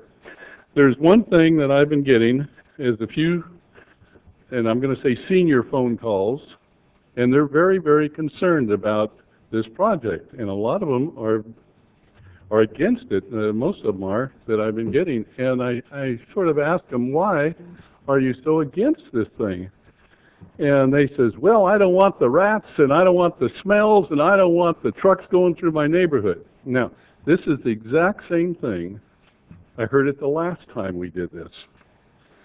And so there's myths and there's facts. And they're listening to what the paper says a lot of times and the interviews with certain people. And I think what we need to do to gain confidence in the city and the people, and especially the seniors, because they're so vulnerable, they believe everything they read, and it's always not always the case, but they believe it, and sincerely in their hearts they believe what they read, and it scares the heck out of them. So what I'd like to do is, if you guys sometimes before you vote even dispel some of the myths and put out some of the truths, because we have a great paper in town and they love to tell it and they do a very fine job, but sometimes what they quote people as saying isn't always the truth. Now, you're talking about trucks getting, going to the freeway and everything. And, yeah, there's gonna be trucks, but you know, Caltrans is gonna make the freeway 6 lanes, 3 on each side before long, because they're having problems with people getting on the freeway. This is gonna increase the flow of traffic. It's gonna help the trucks get on and get off quicker. And as for the school kids, and I definitely, believe me, if anyone's so conscious about school kids, I'm one of them, and they've just dissolved the busing on it. So guess what? The parents are gonna have to take the initiative, and we're gonna have to help them out as a city some way, but the parents are gonna have to get the kids over there because it's an economic problem right now, and it's not easy. So myths and facts, the scare tactics are out there, and you just gotta clean that up, because they believe what they read, and they don't hear from you a lot of times. It's just one of those situations that you gotta do, and you can't find a better character for an operation like this than Dave is here. I mean, these guys that have integrity, and if you have any challenges or questions, they're bend over backwards to help you. I'm not saying for or against, I'm just saying the person individually. Thank you. Thank you, Mr. Baldwin. Tracy Gross, then Rick Walters.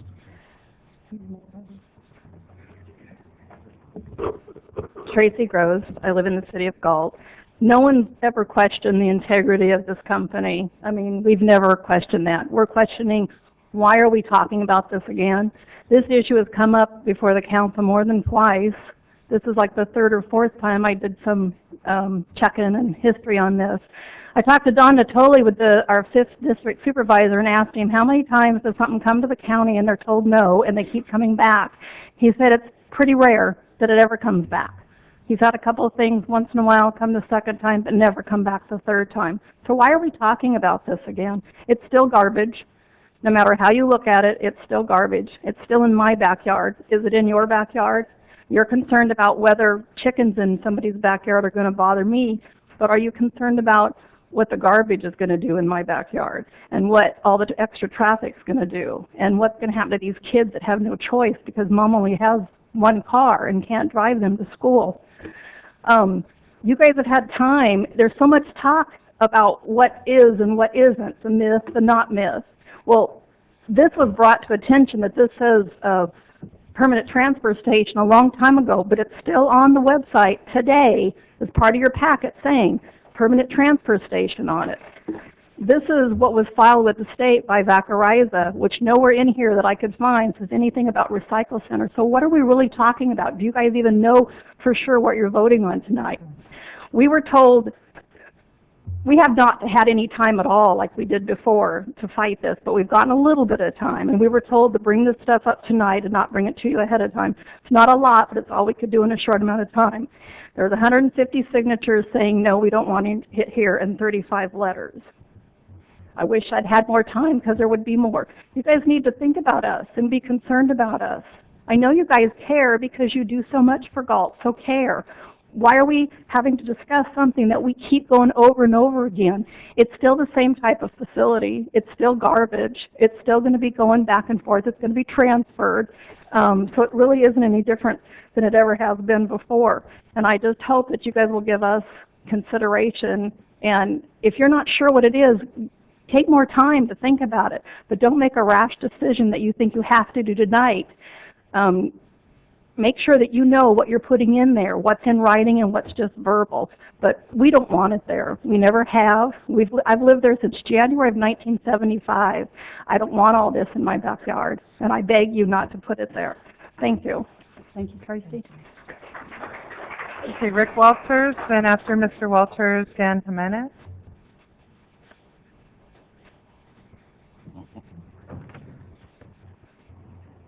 Good evening, Council. Rick Walters. I have a prepared statement, and I'm concerned about the process, how this process got started. On March 7th, 2012, city officials met with waste management personnel to discuss operating a facility at 175 Enterprise Court. On March 12th, about a week later, Waste Management submitted a request to CFA for operations money for their planned project. The amount requested was for the sum of $5 million, and the requested approval date of April 17th was sought. It should also be noted that the process fee for this request was in the amount of $2,500. As the loan application states, quote, "A senior company official with primary responsibilities for financing the project must certify to the best of his or her knowledge that the application contains no false or incorrect information and that the application included all exhibits and attachments is truly descriptive and represents the project," end of quote. This statement, along with circumstantial evidence from public records request, in my opinion, indicates that an agreement between city staff and waste management was entered into with a wink, a nod, or a consensus of opinion along with questions and answers which resulted with positive results. One question in my mind keeps surfacing, and it is this. In 2007-8, Waste Management was turned down by a previous council because of the business fit due to the light manufacturing requirements. Moving the project 300 yards north will not solve this problem. And if an agreement/consensus had not been reached with this city, why would Waste Management go through all the trouble of the application process, name the address, only wait a week to apply for a $5 million loan, ask for a loan to be approved in 1 month, and spend $2,500 on a non-agreement? Why would they do that? To me, there's something wrong. This was before 3 months it went to the Planning Commission. This was done 3 months before it went to... How did they know? How did this happen? We don't know. It's a secret, and I hate to say this, but I think things were happening behind closed doors. Thank you. Coming from Mr. Jimenez, then Walter Williams.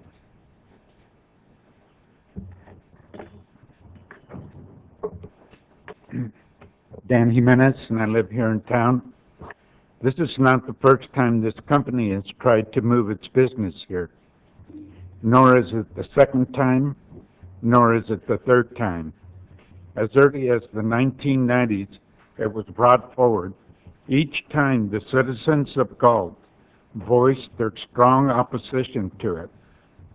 The benefits to have it here are minimal at best. An area that's a really concern with me with this project should be our water supply. They're going to use a lot of water each day to wash their fleet of trucks, which are 90-something, the loading docks, and then the work area. If you multiply that usage by 365 days a year, now you're talking about a tremendous amount of water that's going to be used just to wash down that facility. The city wants to have more homes built in the near future, which would require more demand on our water supply.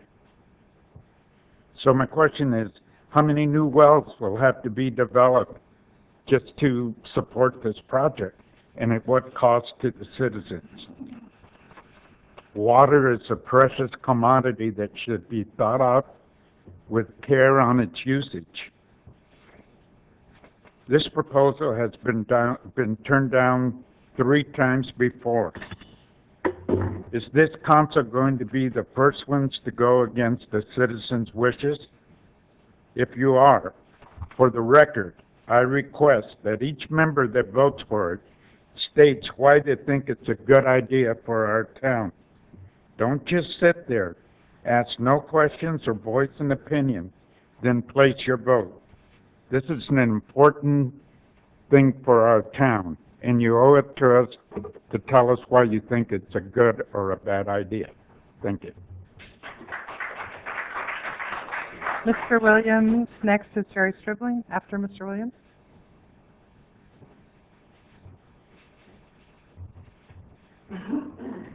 Mayor, council members, my name is Walter Williams. I own 3 parcels on the most northerly end of Palin. I've lived in the one house there for 52 years. And this morning at 7 o'clock, I went down Amador from Lincoln Way to Industrial Drive. And on the south side, there were 6 18-wheelers. And on the north side, there were 3, 1 bobtail. Now you get all these big 18-wheelers that these fellas are going to be driving up and down there. How is 4 vehicles at that narrow road? I don't see. Somebody's going to get hurt. Hopefully it ain't a little kid. And then we got one of the best restaurants on Industrial Drive is to squeeze in. And what are these people going to think about these big trucks and the smell and everything coming up and down that road 24/7? I'm against it. I hope you people are. Thank you. Mr. Stribling, after Mr. Stribling, Tom Mance.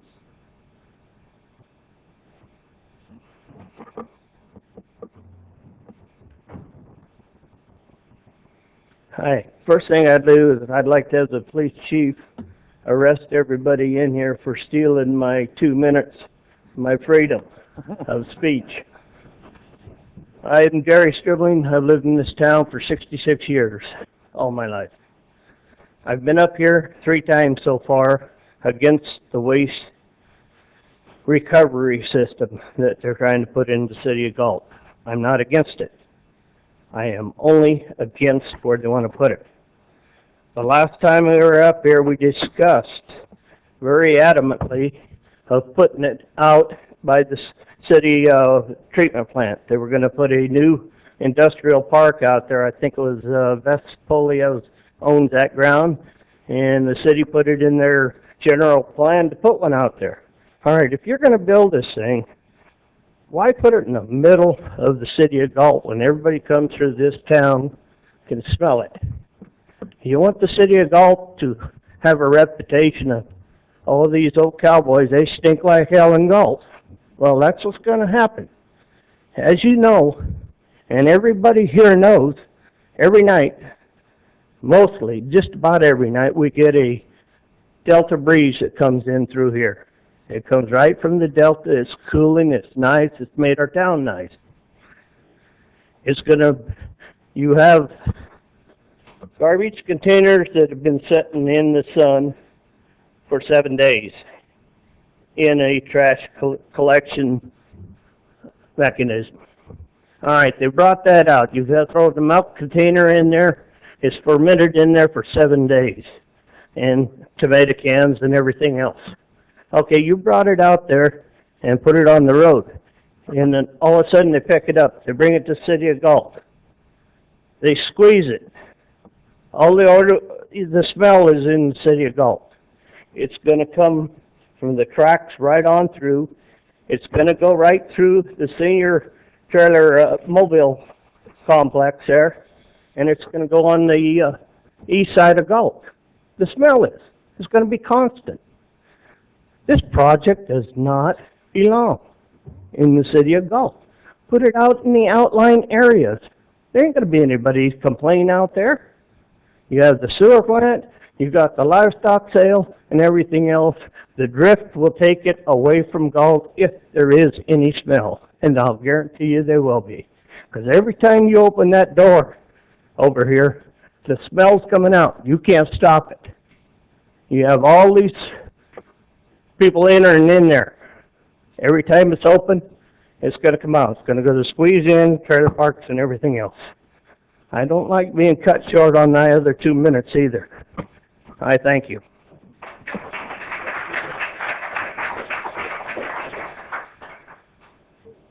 Mr. Mance? Yeah, my name is Tom Manns, managing member of KMS LLC. I built the industrial park out there. First of all, no one should have more of a concern than me. I have an extremely strong financial interest in that park out there, and I would not be doing it unless I thought it was in the best interest of the park and the city itself. A couple of things people have to understand. First of all, they're talking about water. Prior to building that park, there wasn't adequate water supply on that side of Galt. That's why there's 2 million-gallon water tanks sitting at the park at the present time, as well as a water circulation system throughout the entire park with 16-inch water mains, high pressure. There is probably some of the best water supply of any industrial park in the entire Sacramento region. And I personally have been involved in building tens of millions of square feet of industrial over the last 30 years. So I know what I'm talking about. As far as the layout of the buildings, believe me when I say those layouts of those buildings are as good or better than any industrial buildings you'll find in town. And I've been involved in a lot of them, probably more than most people. The other thing is that people talk about, smell and traffic. I'm just talking about facts and fictions here. First of all, some years ago, I had a national grocery store chain that was going to take the entire 100,000 square foot building. They got out on the site and were there for about 7 minutes, and after they smelled all the cow manure and the flies running around, they got back in their car and never saw them again. And unfortunately, that's the reputation that the park had in the region. Nobody would go there. That's a big problem. The park was built for manufacturing. All those buildings have a very high level of electricity, water capacity, clear height, all the capability that a person needs or a company needs in order to do business. Now, I've been involved with several waste companies over the years, transfer stations as well as recyclings, MRFs, all kinds. And believe me, there's a difference between day and night. I don't know how many of you are small business people out here and how tough it is to be a small business person today. But they're moving their family in there. They're putting their own business in there. You think if it stunk that bad, they're going to be in there? People ought to think about it. I mean, they really should. Because the jobs that this park has created, there's a couple hundred jobs out there. That's why I was approached by Galt in the first place to build a park well over a decade ago, because there were no jobs in Galt. Here he's bringing 60 jobs just with this one company. And time changes. Recycling will change. The industry will change. Changes occur all the time. Someone, the attorney made a comment before that there's no heavy manufacturing out there. There isn't today, but there was. It's because there's not many manufacturing left in the United States, it's all been shipped overseas. But when the economy does come back, and it will. Your time's up. Thank All you right, for I'm your sorry. comment. But anyway, I really would appreciate some consideration and some rationale rather than accusing people. Thank you. That's on my speaker sheet. Okay, how else are we going on this now? Okay, now we're in for rebuttal. From the appellant, the Savage family. And you have 12 minutes.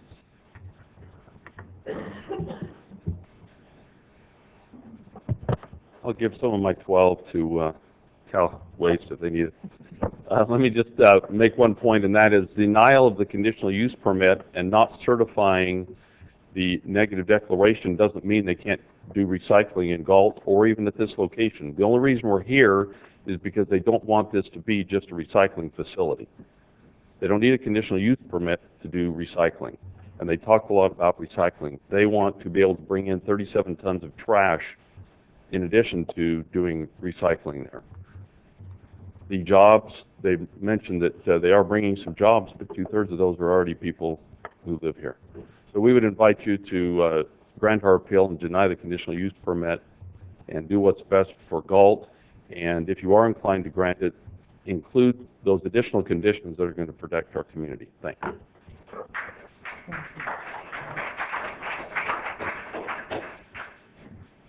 Okay, Mr. Vaccarezza. You have 9.5 minutes. Okay. Just very briefly, this process has been transparent from the beginning, and part of that transparency is that we have to go to the state of California to apply for our permit, and the permit calls out for a materials recovery facility. And in doing so, we came to the city with that in mind, and that recognizing that, by definition of the state of California, the two are different. And, we proceeded forward with all good intentions that we want to run a material recovery facility here and recycling center. And I think the report that that city staff gave is completely accurate. And we just once again ask that you approve our project, and we're open to discussion. Thank you. Mr. Vaccarezza, let me ask a question. I think it's been brought up a lot tonight. I think it would be helpful for the audience and the council to hear really a detailed description and distinction between a materials recovery recycling facility versus a transfer station. There's been a lot of comparison about this is the third or the fourth time that you've presented this proposal, and so I think it's important for people to understand what the difference is, what you're proposing tonight versus what was proposed several years ago. What we're proposing tonight is a facility that allows us to come into compliance with AB 341 and 32 and AB 939, which is a facility that will allow us to recover 75% of the waste stream. That's done manually, mechanically. I kind of wish, Chris, we would have been able to show the video. But basically, the materials come into the facility. They're dropped onto a tipping floor. They're pre-scanned by load checkers for any materials that shouldn't go through the machine. It's then loaded into an in-feed conveyor. Goes up across the top of the in-feed conveyor. Goes across the sorting platform where individuals sort various large materials. Rigid plastics, large pieces of aluminum, construction type of materials. Then it goes across some screening material that sorts the material into paper products, into three-dimensional products, which would be plastic bottles, cans, glass bottles. Those are mechanically separated. Then there's what we call quality assurance stations, where people, again, manually go through and clean up any sorting that takes place. From there, that material goes onto another conveyor, or goes into a storage hopper, then goes onto a conveyor that takes it into a baling operation, compresses the material. The material is then stored until we have a load. Then those are loaded out to go on to processing facilities that recycle the material. That is what we're proposing today. There is residual waste that is a byproduct of the process. In order to deal with that, we have to manage that material as well. That is the solid waste portion of this material that has got to be baled up or put into containers and be hauled off. It's a secondary byproduct, you might say, or bad product from the material that our customers are sorting. What we proposed the last time was a solid waste transfer facility. We operated a temporary solid waste facility on Industrial Boulevard, and what was the old Breakaway Sports Building. It's currently BMD. We operated in that facility for 3 years, which was it was all solid waste, where we were bringing our trucks, loading them into larger trailers for more economic transportation to the landfill. We operated there for 3 years. At that time, our lease was up in the BMD building. We met with city staff, talked about several areas of placing a transfer station. We arrived on a particular piece of property on Industrial Circle. That site we did an environmental document for, and that was for a transfer station. That was not a materials recovery facility. That was strictly for the consolidation of solid waste from smaller loads that are collected on the route on a daily basis, consolidating those loads, those 8-ton loads, into larger 23, 24-ton loads for economical transportation for the landfill. And that was back in '07, and that was the project that was turned down at the city council at that time. So from a residential standpoint, what you were proposing in 2007 was to handle the brown carts that residents have, the trash, the garbage, the refuse, that was going to be loaded in the transfer facility. What's being proposed tonight is to process the green carts, the Correct. recycling material, and not the refuse. Correct. Okay. Correct. You know, this facility will allow us to process the commercial waste that, you know, we've really got to reach deep into to make this 75% recovery rate. As these recovery rates go up, you know, the effort to extract those recyclables becomes incrementally more costly as those percentages go up. So we want to invest in this community close to $10 million into this facility that will allow us to do that and achieve those kinds of recovery rates. Let me interrupt you. Do you have the video? Yeah, we have the video. Do you have the time for them to do? Yeah, yeah, let me get the, hold on, let me.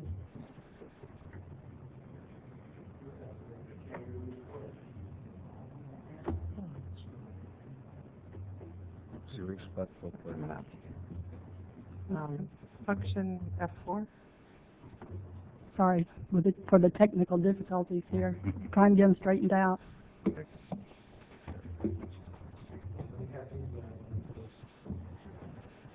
Where's the music? I'm just kidding.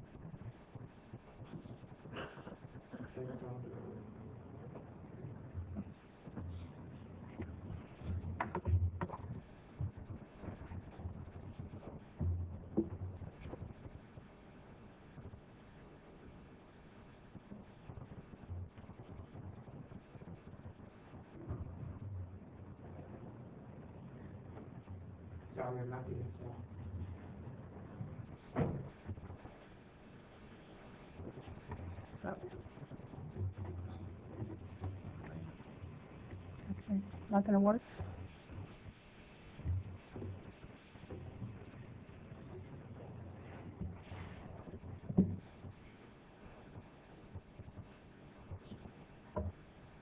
Matt, the cable, there's a little sound thing on the cable. Make sure that's.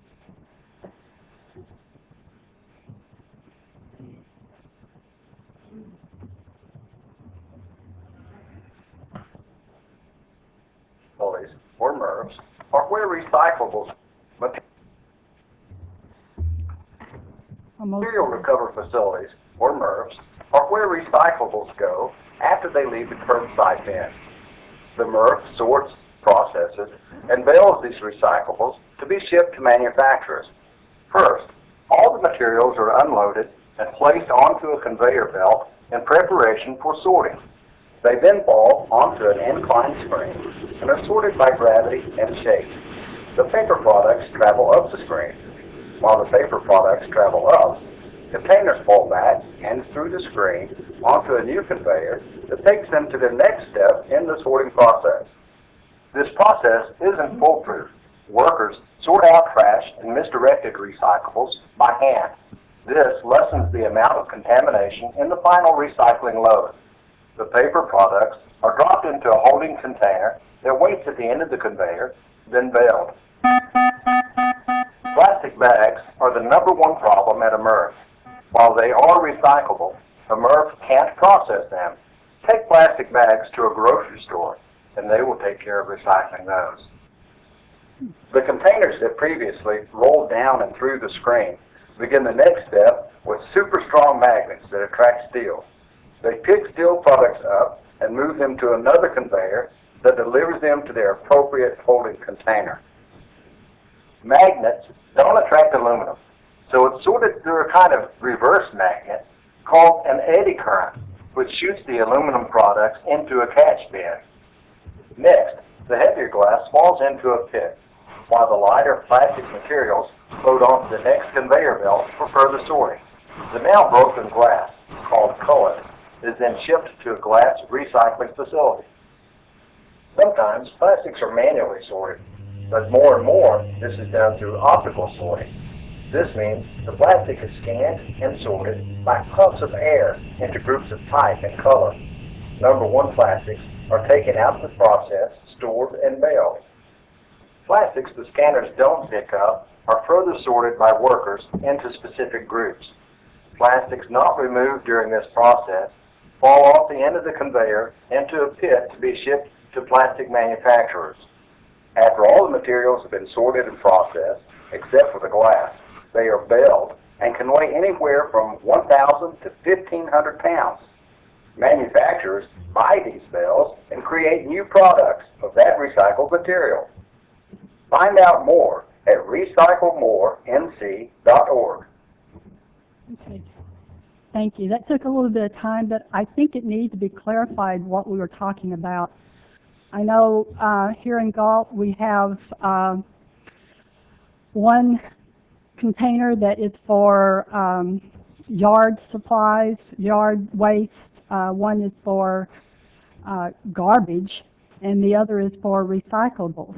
And I think this clearly showed what we're talking about for this project is what goes into the green cart, as opposed to in the past, we were looking at possibly all of the carts, or at least two of them. And I just felt like it was important to take the time to really visually see what we're talking about. So thank you for finally getting the video going. Okay, so we are now ready to close the public hearing, which we'll do now. The public hearing is closed. And we're ready for council discussion. We have plenty of people here to answer questions. We've received quite a bit of communication from the citizens.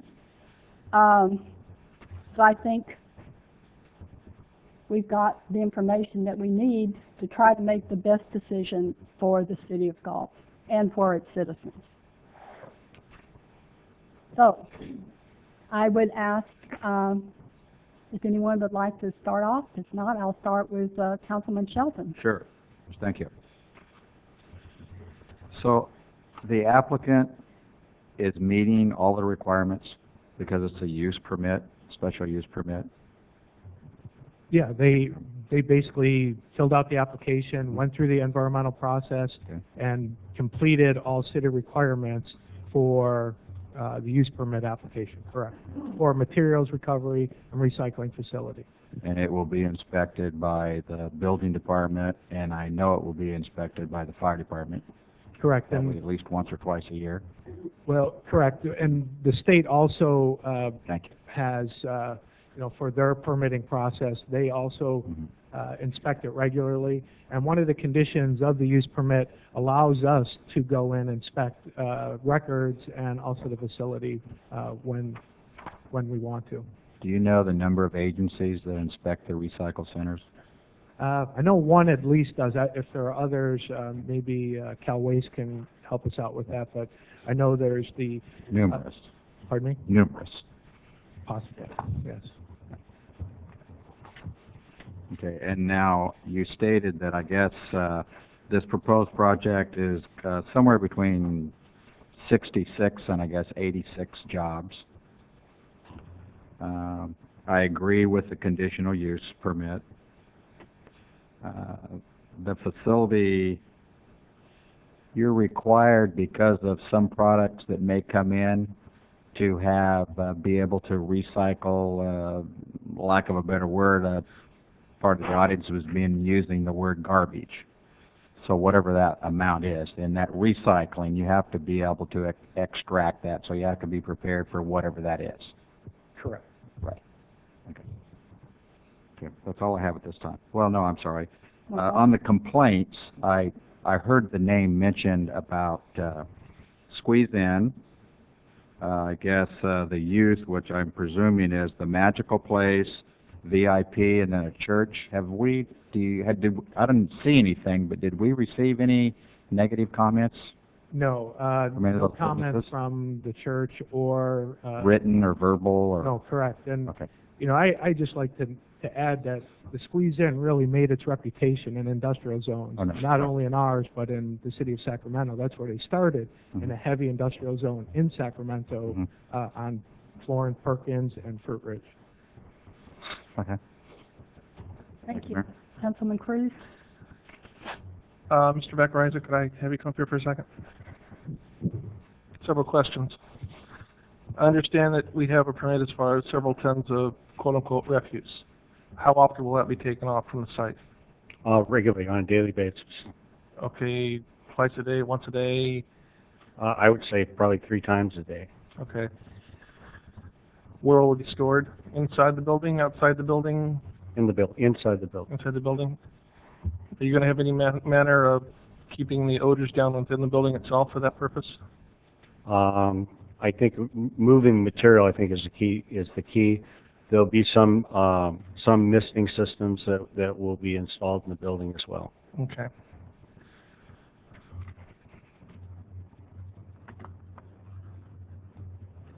Thank you on that part. I do want to add a little more, Mayor. I've had the opportunity to do a little homework here and visit several sites of the nature which is being proposed here tonight, and also those of the older method. I understand what the public's saying, but they also have to understand something. We're being forced into an issue, both at the federal and state level, to deal with this in the way of recycled materials. This is not a refuse site. In fact, it sounds like, from what I'm hearing, these people are actually going to go above and beyond as far as taking stuff off. And it's not a kangaroo court for whoever loudmouth set that off. Okay? I was very impressed with how they operated. They were very clean. They did sweep up after themselves. Now, I do have one concern, and it was brought up by your video. Plastic bags. That's going to be an issue, because I guarantee you about 90 to 99% of your people out there put their plastic bags in the recycle. And everybody knows once you dump it, the plastic bag gets caught by the wind and it's off and about. How are we going to deal with this? Yes, sir. Well, while it was a good video, we deal with them every day. It is much more machinery friendly when they're not in a plastic bag. But as you saw on that, and I described the preliminary sort line, there's one person that's just pulling bags off.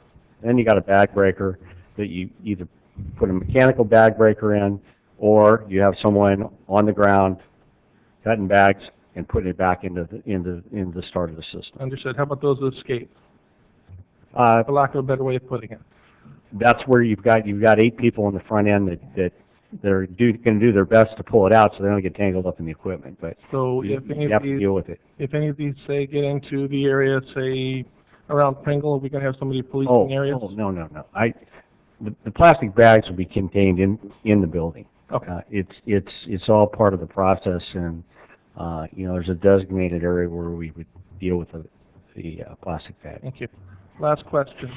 Mr. Robinson, is there any specific reason why the two weren't able to get together on this final mitigation?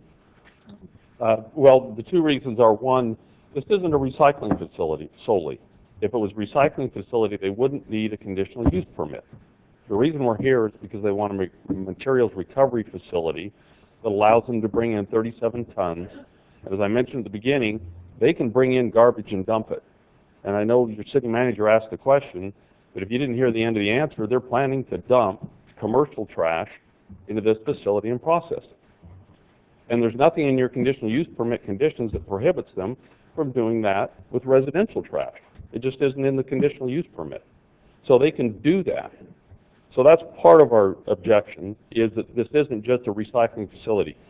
If it was just a recycling facility, the incidental trash that gets into your colored recycling bins at the curb, that's about 10%, and that's what you can have in there under city code. Having a materials recovery facility lets that jump up to 25%, which allows them now to bring in trash, garbage, in addition to recycling materials, as long as they don't go over that 25%. Our second big concern, again, is the traffic, and bringing all these trucks down that little Enterprise Court Road and trying to get them into this driveway and around that corner, and it's not good. It's not good traffic situation at all. Trying to bring around back behind that building.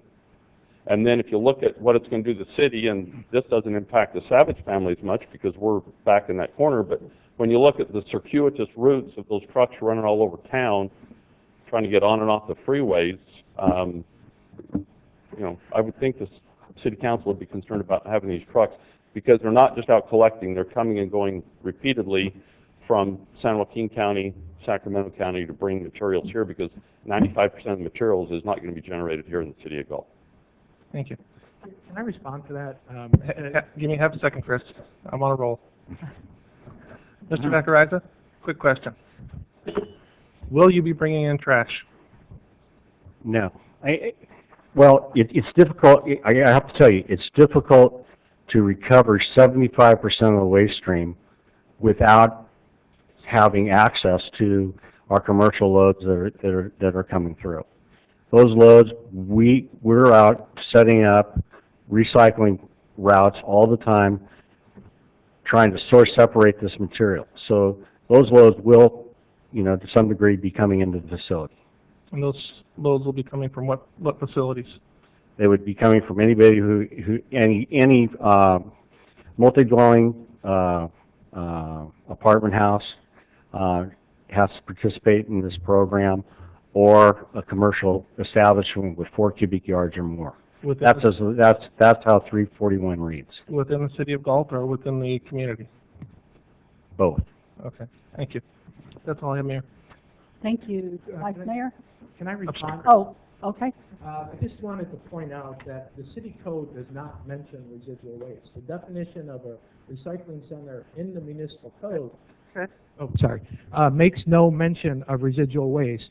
The state actually has, and Dave could probably support me on this, that if there's over 10% residual waste in a recycling center, then it has to be bumped up to a MRF.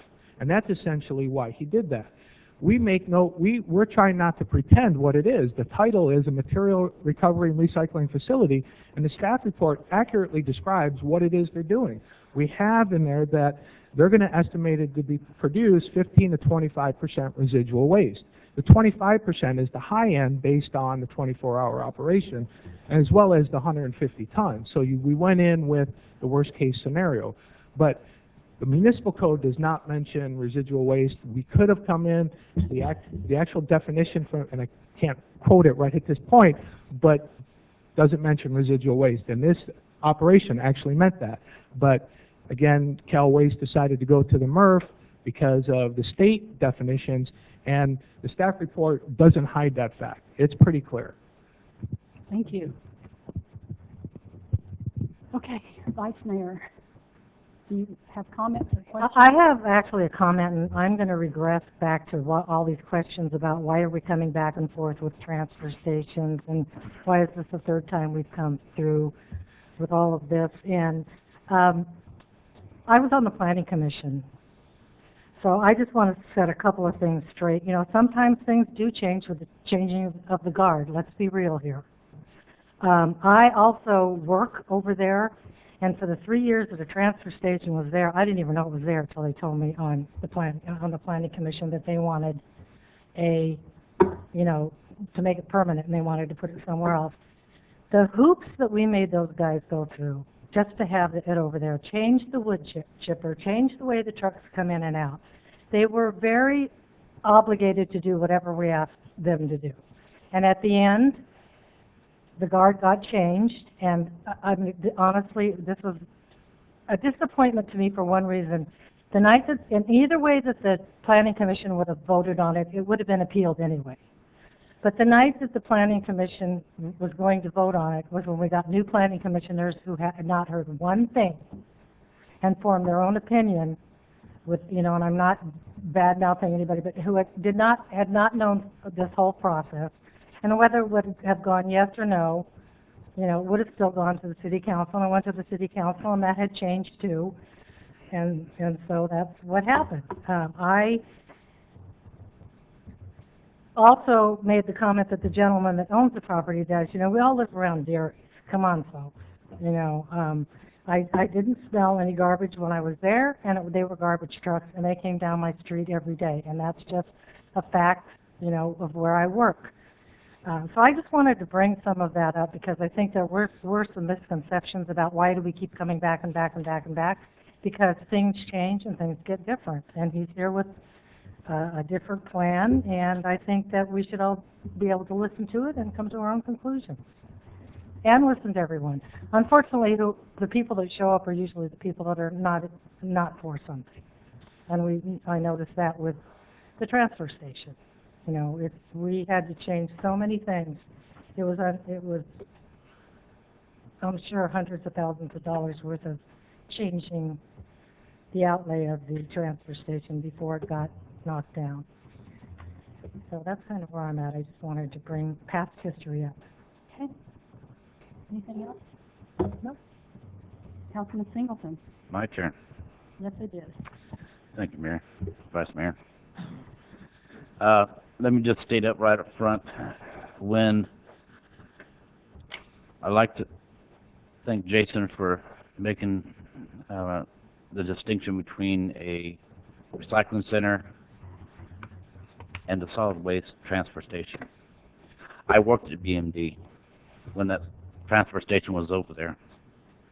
It was over by the Marvin Department, the last bay.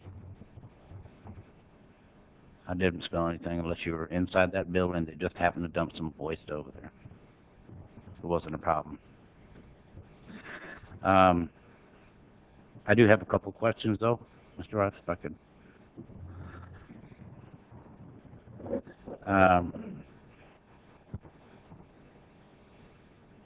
You state that you're going to have maintenance and a truck wash in that facility, and I saw it on the plans also. I saw that you're also going to have there's a sand trap filter also for the bay wash, and is that correct? Right, all that will go through a sand trap filtration system and then be lifted into the sanitary sewer system. So it will not be mixed in with a storm drain. It goes to the sanitary sewer system. So we're not going to have to worry about it going into our sewer system then, correct? I mean, as far as storm drain. No. Storm drain. Correct. I'm sorry. And by reading this package, I noticed that all your loads will be covered. Correct. Correct? Correct. Okay. I'm an old truck driver myself. I drove, like I said, for BMD for years. And I know that the street in front of Three Palms, it's illegal for a truck to be on. It's noted that. And one more thing about truck drivers, and I've known his drivers just from seeing them around town for a lot of years. These are professional truck drivers. That's why they call themselves professionals. It takes a lot to have that license. It takes a lot of skill to maintain that. We're all the time going around tight turns, backing into tight turns, going down narrow alleyways. That's why I call them professionals, because they can do it and they know how to do it. I'm sorry, I'm just going down a list here, so if I'm going left and right, it's only because I've been making notes as we're going along here. Somebody mentioned about litter on the streets, or, you know, that's why I mentioned about the loads being covered. In your experience, do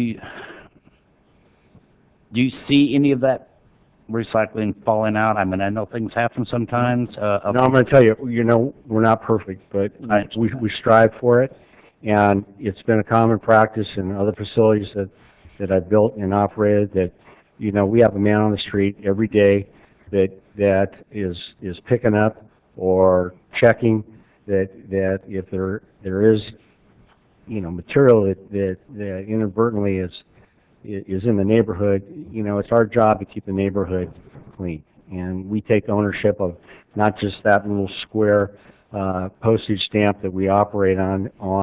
You know, this is our town, and, you know, we have some pride in it. And, you know, it's our commitment that we take care of business.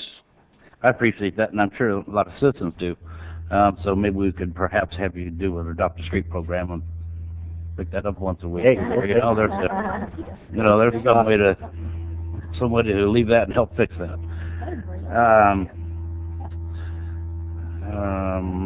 Let's see. Let's see. solid waste, you're gonna get it from the recycled products, I understand that. You're gonna, I think it said in here, you're gonna do 100 tons or less approximately, is that correct? That's what I That's believe what you it- perceive anyway. Yes. And I'm assuming that you also, along with this permit, you're doing the solid waste permit also, correct? I mean, that's as a medium as it is load, right? listed with the state. Right, and that's a medium load, correct? Correct. Okay. And Mark asked the question for me, and I already answered. I also read in the package that you're estimated 15 to 25% residual waste, and you expect that you could get it to drop 10 to 20%? That's our hope, through public education, through getting people, one of the features of the facility is that, we plan to have a public viewing room with a public education center there to bring people in, to see what it is we do, to educate them to, what's allowable, what's not allowable. We think that it's a destination for civic groups and youth groups and anybody that we can get to listen to our story to clean that material up. But common practice, across the board, in the state, you've got residual rates that go from anywhere from 6 or 7% all the way up to 25 and 30%. In Sacramento, they have about a 26% residual rate. Up in some of the areas, it goes higher than that. Also on Mr. Robinson's letter, I noted that he referenced cargo spills. Again, like I said, your loads are going to be covered. What is your experience in your Well, every truck we have is equipped with a spill kit, and in the event that for some reason a load, if the truck's on fire and they have to dump the load, he's got a waddle that he can surround the truck with and prevent any spillage from either diesel fuel or hydraulic fuel, whatever it might be, to protect the storm drain. And they're instructed and trained accordingly. They are. That's good. Good. Also noted in his complaint, or his appeal, excuse me, about the street and pavement breakdowns. What a lot of people don't know is this is why there are certain streets where trucks are allowed and certain streets where they are not allowed.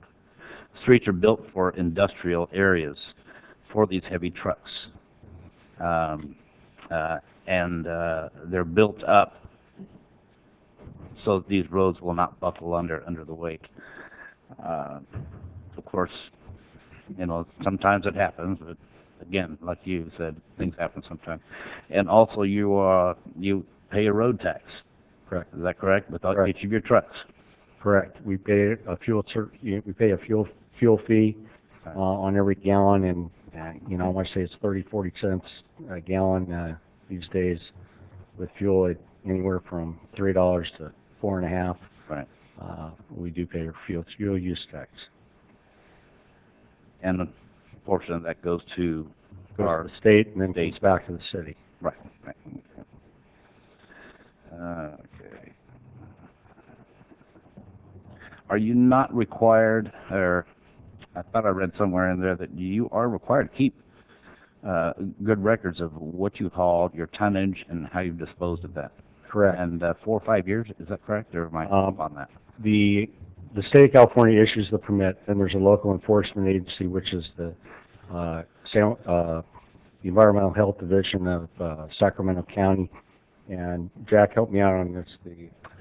They require 3 years of records. Okay. One last question, because I read it under your, let's see if I can get to it here. Yes. The Central Valley Regional Water Quality Board.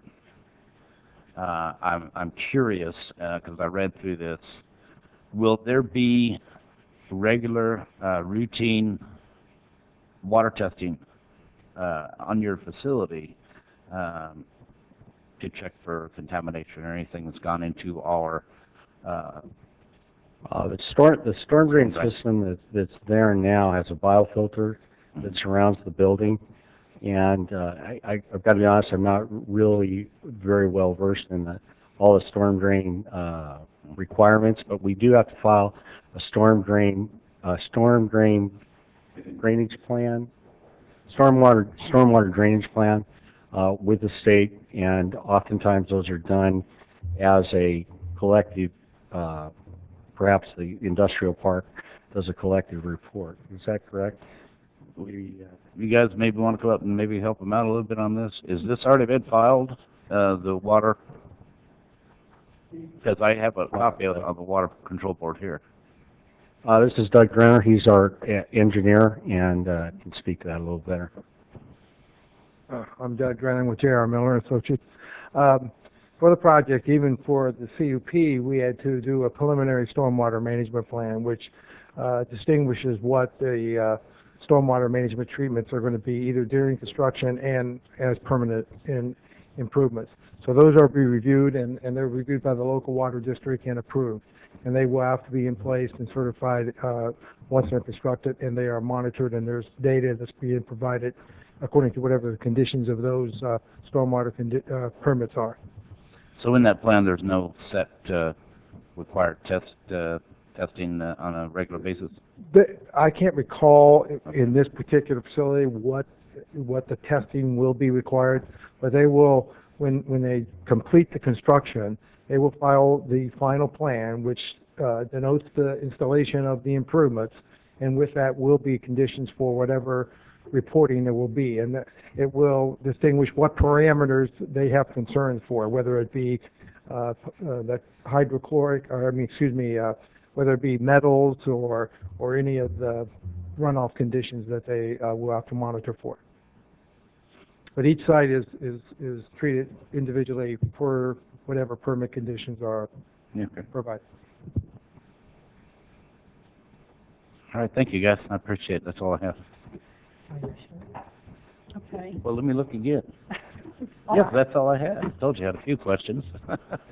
I think Councilman Cruz had another Just two. question. Actually, three, I'm sorry.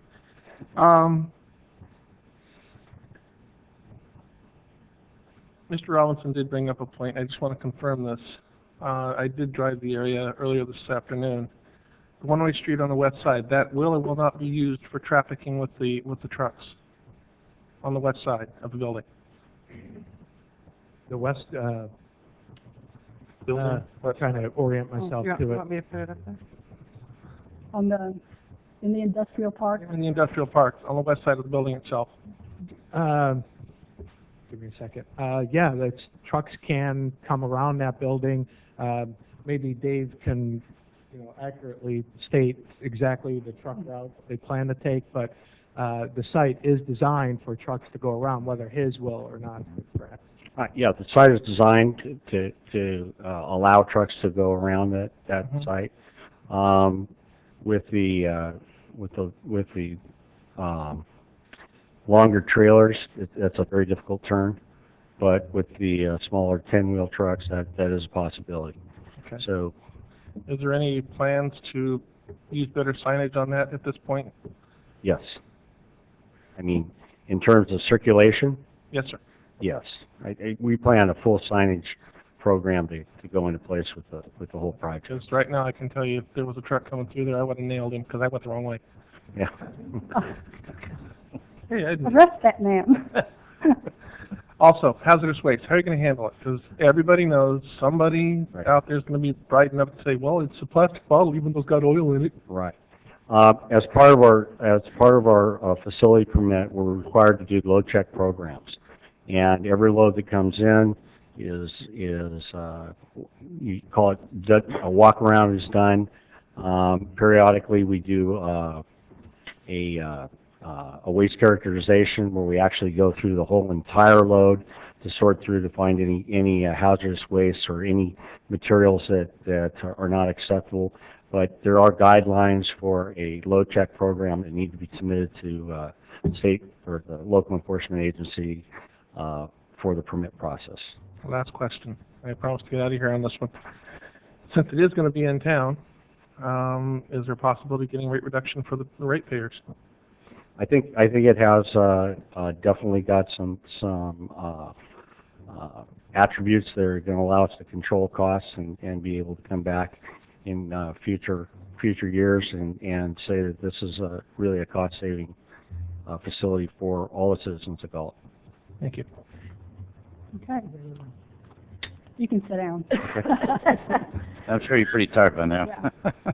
I would like to say at this point, as with every agenda packet we get reams of information to read, and we have an opportunity to ask questions before we come to these council meetings. And I know that some of the citizens, it appears, that we just kind of rubber stamp stuff. So I wanted to make it really clear to you, and yes, I am speaking to you, Mary. I would want to assure you that we do have extensive information that we do read, and in this case we had quite a bit. We also read the complaints, we read the answers to the complaints. So I hope you feel that whatever decision we make, it's going to be based on information we received, items that you brought up that we may have needed to ask questions on and find your answers. So with that, I would say my own opinion is that this company is one of the companies that has had a stellar reputation in the community. In fact, in the past, we did a survey some years ago about our utilities, including our garbage pickup. Their company got the highest rating of any of our utilities. And secondly, a consideration that I have to have is that they did operate inside a building, as Councilman Singleton mentioned, and we had, to my knowledge, no complaints from citizens about odors, about traffic, about noise. So we have a record to look at, and I certainly understand the fears of people that care about their quality of life. You know, I would want a question too, but I would also want to get the facts. And I would also stress, as Vice Mayor Powers brought up, that what has come in the past was a different facility. It was a transfer station, similar to one they have in Lodi. This is something different. In addition to that, I would like to say that this is an industrial park, and it's not in the center of town. It's on the outskirts of town. And you can't expect to build an industrial park without having that type of business in there. And according to what I've read, this business should satisfy the requirements. In addition to that, we have set traffic truck routes, and what I'm hearing is they intend to follow those. When you, as a city, when you say we have an industrial park and we have truck routes, you have a certain obligation to stand by what you've established. Of course, we all know the economic situation right now, and jobs certainly would be welcome. The retail people would love to have the additional revenue in the community. And of course, all that money trickles down to help provide services for the community. But we also have to be considerate of our citizens.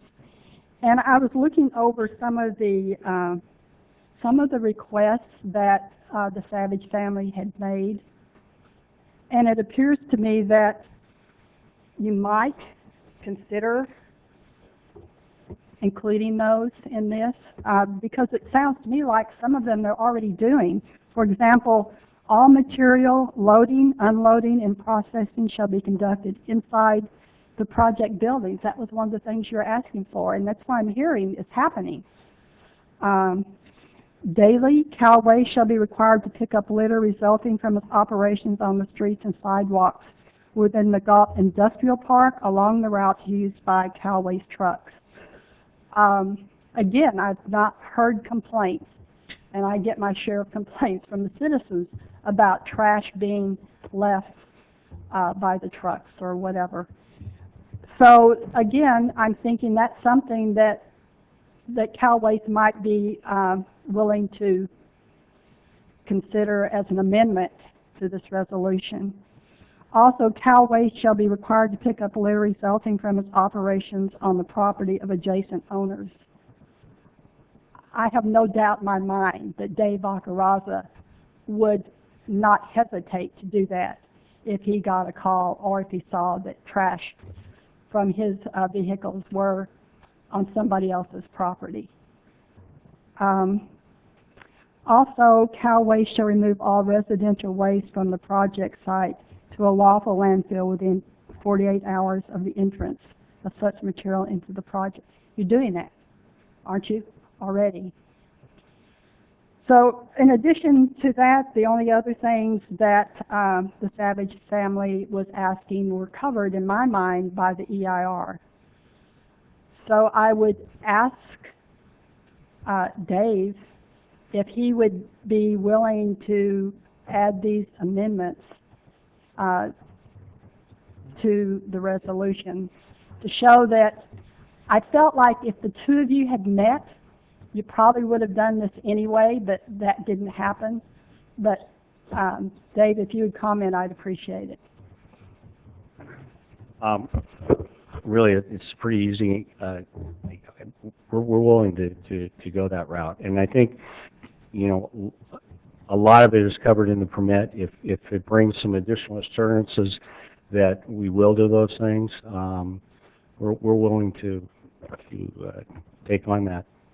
I mean, if we could maybe clearly define them. I know you went through them quickly, but Mayor, do you have a list of the items that you would like to have added as conditions? I do. That you could Yeah. maybe pass out to Mr. Vacarezza and Mr. Robinson and council members, and where we can know exactly what's being requested. The council can consider whether they want to add those to the conditions. Mr. Vacarezza is amenable to adding those.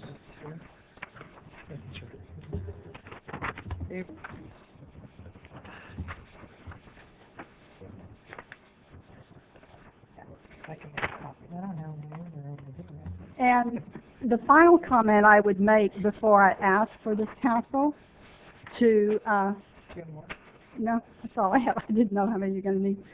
Would consider, or would, before we decide to vote, is in response to our senior citizens that have quite a bit of time on their hands to police this, I'm confident and respect that you will do this. And you have a city that responds to citizens, I believe, very, very well to your request. So I would encourage our senior citizens to maintain your vigilance, and if there's any concerns that you, and I know you will, let us know. Okay, so at this point, what I'm asking the council to consider is what I think is a fairly good compromise in a win-win situation, to grant the resolution and approve the project as modified with the items that I have read to you tonight. Madam Mayor, does it include subsection C on the report? What was subsection? You need to read it. Well, the first one was, number one is deny the appeal and affirm the action of the Planning Commission. Second was grant the appeal and deny the project. Let's hear what the city attorney says we need to Madam, do if I here. could, with your permission, if I could just, I think I understand the motion you're looking to make. If I could read it into the record. Okay.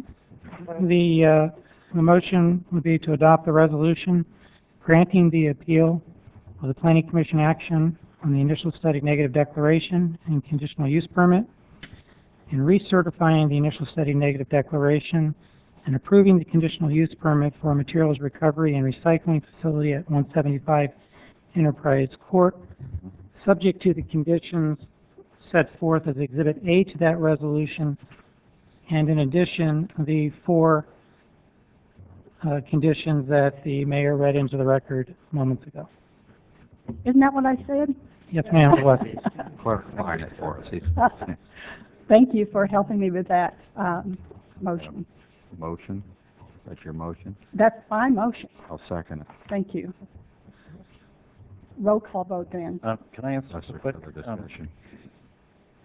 Of course. This up from your list, because I just got it. Actually, I took it from- Actually, it was also listed under, took it from Mr. Dave. Savage's, I didn't request. get down there. Anyway, I believe they all already do this, correct? Except for the litter thing, and I think we found a solution to that. So are we adding this also to, or amending this to this motion then?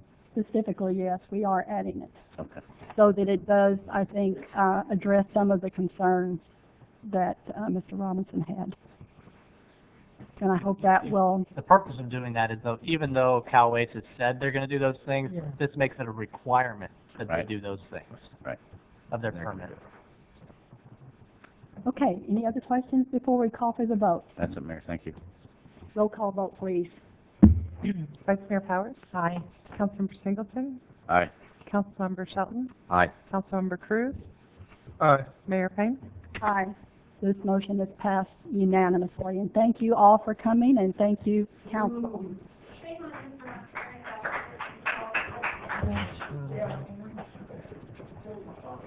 Be nice. Okay. Your agenda or mine? This is mine. I'll say it. Okay, we do have more items on the agenda, if anyone would care to Mayor, stick around. Mayor, may I ask that we just wait a minute or two Sure. till they get out? Hopefully they'll go on out there and talk some more. Thank you, You're welcome. because I couldn't hear you. What'd you say? Yes, right.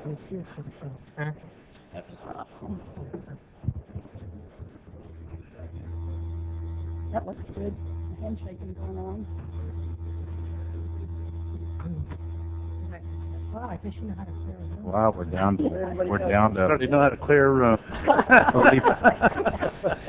Okay. Chief might want to make sure they're not going to be fighting out there. we're down to one person from the audience. Yeah. Yeah. Absolutely. Yes.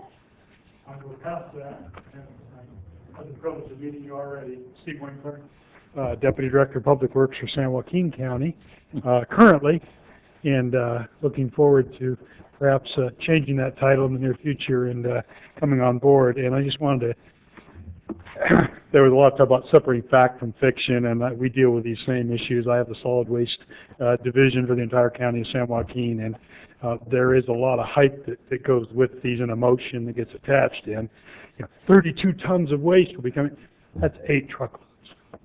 One truck an hour. So you really do need to, see through that. I was just sitting there wondering why they weren't bringing that point out as far as the residual. There'll be more trucks coming into the facility, but it's not a grandiose amount. That's why I kept mentioning 37 tons. Thank you. Yeah, 37 tons. I mean, you can haul 20 tons in a legal truckload plus the chair weight of the truck. So it's not very many trucks that are going to be coming and going. So I just wanted to point that out, and I wanted to say as I was watching you work tonight, I'm making decisions about what kind of council this is when in the face of adversity they look past the emotion and look at the business decisions for the future of the community, and that's the kind of community I'd like to be a part of. Thank you. Thank you for Thank your you. comments. Okay, we're now going to our strategic plan goals. I know. What? Okay, come on, you guys, we got to do this. Oh, Okay. okay. It's my time. Okay. Enhance economic development, and I would like to point out to the ones remaining that we have completed many of our goals. However, We have many viewers. oh, did Chris leave? I need him back. I was going to look at item number 4, contact at least 5 companies on the Buxton retail match list and assist with site identification and give an update to the city council. Maybe you can help us? Oh, Sandy! Well, pointing fingers, she didn't leave. You've been way too Over quiet. there, though. I'm sorry. Sandy is, It's our principal planner. she's, yeah, she No. is. I'm sorry. Oh, no problem. this, we've put that a little bit on hold, the contact of the Buxton, projects, because we have a number of, projects going right now with Walmart. We've got a site at East Stockton and Twin Cities, as well as the Simmerhorn commercial property. And those, applicants are all doing their due diligence and asking numerous questions and asking for fee estimates, and there's definitely some interest in those sites. So we've been spending a lot of time on that, and they seem to be moving forward rapidly. Thank you. Thank you, Sandy. Oh, that's good news. It's very good. Absolutely. Yeah. Hey, and I'm going to just ad-lib a little bit, and I'm going to go to, on the same enhanced economic development, item number 6. Identify agriculture industry opportunities for the city of Galt. And I just want you to know I had a meeting this past week with the new, I'm going to call him the CEO of the Chamber of Commerce. And interesting enough, they want to jump into this plan. They have some ideas about how we can make it work. So, and also Chris has talked to SACOG, and they're going to help us with their iPlaces, computer programming. So that was exciting that someone else had the same idea that we had. We had a meeting actually today, Sandy, Chris, and I, with SACOG staff, and went over the iPlaces software, and they'd run some land use scenarios and some other things. So staying involved in that. Well, I thought it was cool too that the chamber is jumping on board with this project. And Frank was here, the new chamber director. He was in the audience earlier. Yeah. Okay, now let's go to maintenance of reserves. And Inez, would you help me out on this, please? Sure, I'd be glad to. On the identify and recommend to City Council action of new fees, we actually had departments that solicited input from other cities to see if there were fees that other communities were charging that maybe we could implement here with our city. So the kickoff meeting is scheduled for August 1st at 10 o'clock, and all department heads will be meeting with the consultant, kind of going over the process, and then the consultant will be meeting with each individual department head for at least 1 hour to go over those lists and just to brainstorm some ideas that departments have been coming up with. So we are making progress on that one, and we expect that report will come back to council sometime in December. Okay, I think the next one's yours too. Oh. Okay, the reserve policy, we actually will be working on this one as we're going through the audit right now. We have our own policy that council did adopt years ago, but there was a change in the presentation on what type of reserve amounts and what we are actually calling them. So we still have our reserve policy intact today. This is just defining it more consistent with GASB amounts, and so we expect that we'll be bringing this back to council with the audit, and that will be in December as well. Okay. And I just want to say, I know, Inez, you have been so busy that I wasn't even going to make you do this, but you said, I can do it. So it's okay. It's been busy. A lot of city staff members have been very busy. I know that. But you know, you're a superwoman, 110%. Okay, the next goal, engage the community and provide services and facilities responsive to community needs. The WATs identify the needs and present recommendations to the City Council for action regarding a facilities to house park and recreation programs, senior programs including Meals on Wheels, City Pods, after-school program, youth programs, and special interests. Actually, that was on our consent calendar that we will be working with the schools to try to find ways to share resources and get the most out of what we got. So, that's it.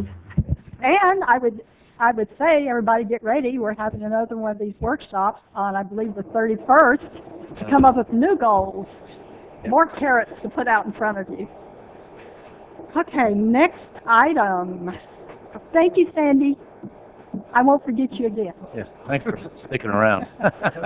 Next item, discretionary funds, Councilmember Cruz.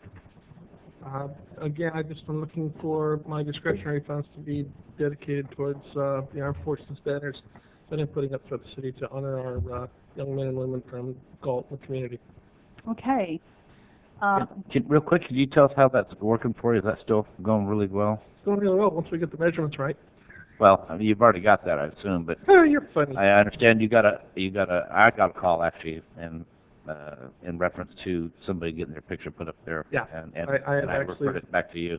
I finally figured out how to get the transfer to work between my work phone and the cell phone, so now I'm actually getting calls. Okay, good. You'll be stopped? No. I appreciate you doing that. Good. Okay, so do we need a motion? Yes, ma'am. Would someone like to make a motion to let, approve the discretionary fund thank you, for the armed forces. thank you, Councilman Shelton. I'll second. Councilman Singleton seconded. Okay, roll call vote, please. Vice Mayor Powers? Thank you. Aye.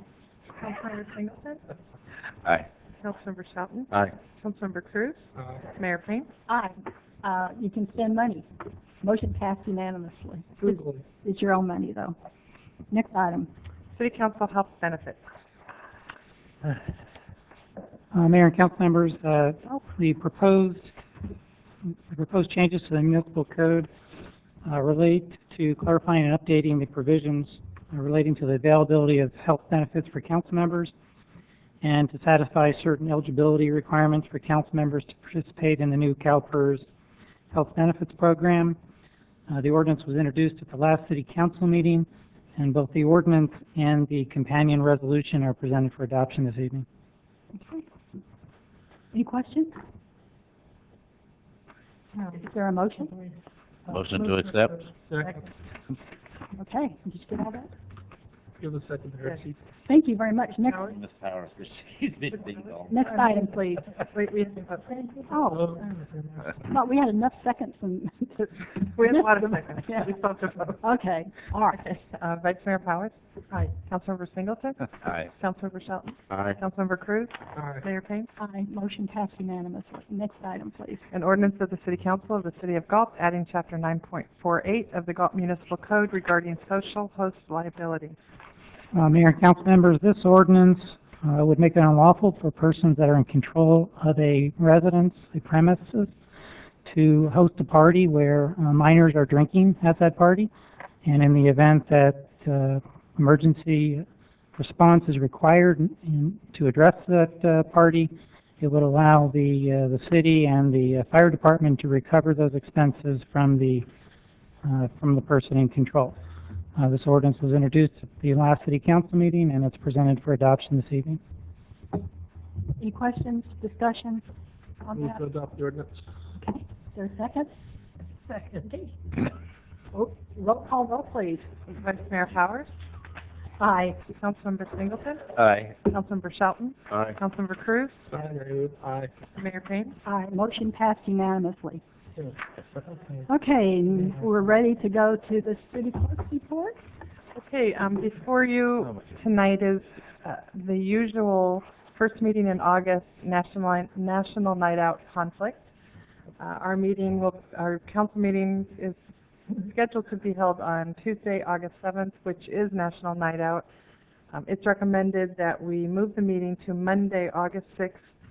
Cable is available, so that won't be an issue.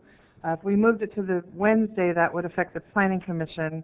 Monday, there is a youth committee meeting here, but we can move that. So at this time, it is recommended that council reschedule their meeting to Monday, August 6th. Does that work for the council? Councilman Singleton, how about you? Huh? Yes? Sure. Okay. I'll make a motion to accept, actually. Okay. go. They won't all be there. Okay, we have a motion. Do we have a second? When you get Mary Lou, if I second. So get I'll in trouble. second it. Thank you. Councilman- Okay. Oh, my goodness. Are we gonna vote? Yes. All right. Vice Mayor Powers? Aye. Councilmember Singleton? Aye. Councilmember Shelton? Yeah. Councilmember Cruz? Aye. Mayor Payne? Aye.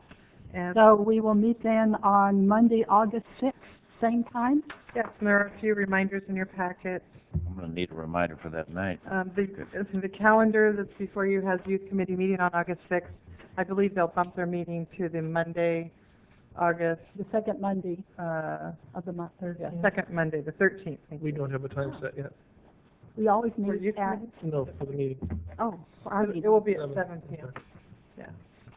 And possibly a closed session before that. So the time will remain the same. There is a beautification committee this Thursday, July 19th at 3:30 in the community room. There's a Commission on Aging meeting on July 26th at 5:15.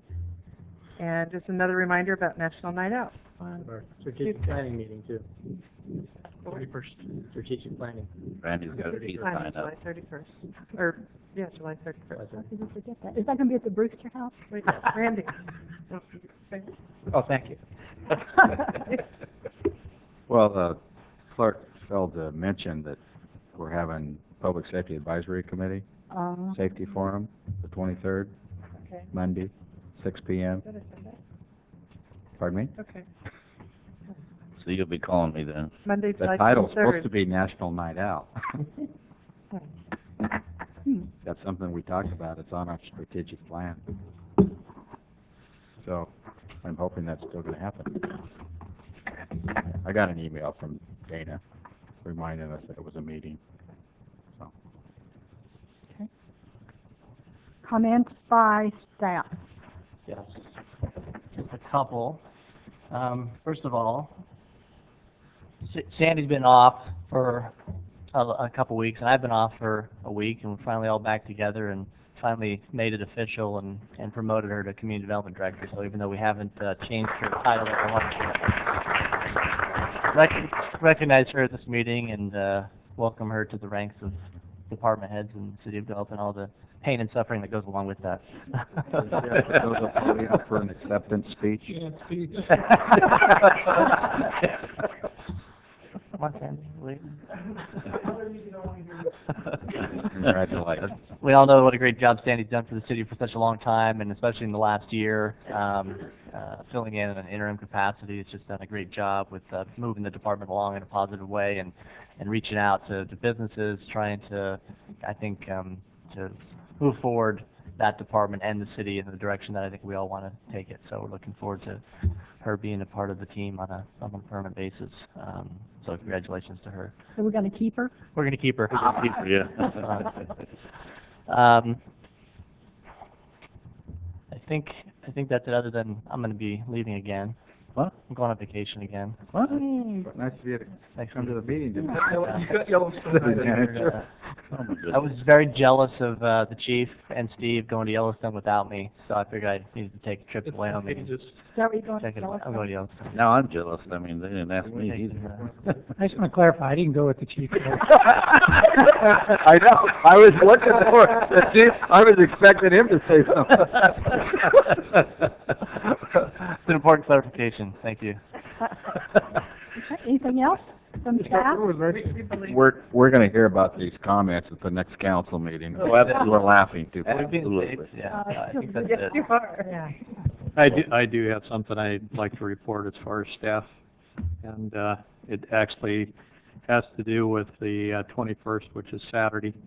I'll be going off the 38th floor of the Hyatt Regency, the Special Olympics, and if you're interested in coming, it'll be at 12:10, and they do have kind of a celebration afterwards after they get done, I think in the afternoon. But if there's anybody interested, anybody hears this as far as the direct feed, that we're still accepting donations, which goes directly to Special Olympics, and hope to see you there. Aren't you doing, don't you need to say that? We're also doing Tip a Cup on Friday at Brewster's, both at lunchtime and at dinner time. I'll be doing part of it at lunch, along with Lieutenant Basuzzi, Lieutenant Updegrove, and some other members of the department. And then we have it also in the evening. We would appreciate your support for this. The tips and stuff go back to Special Olympics. So anybody that comes to be served by us, and we'll take whatever they decide to give us as far as tips to donate it to Special Olympics. Awesome. Thank you, Chief. Anything else from the staff?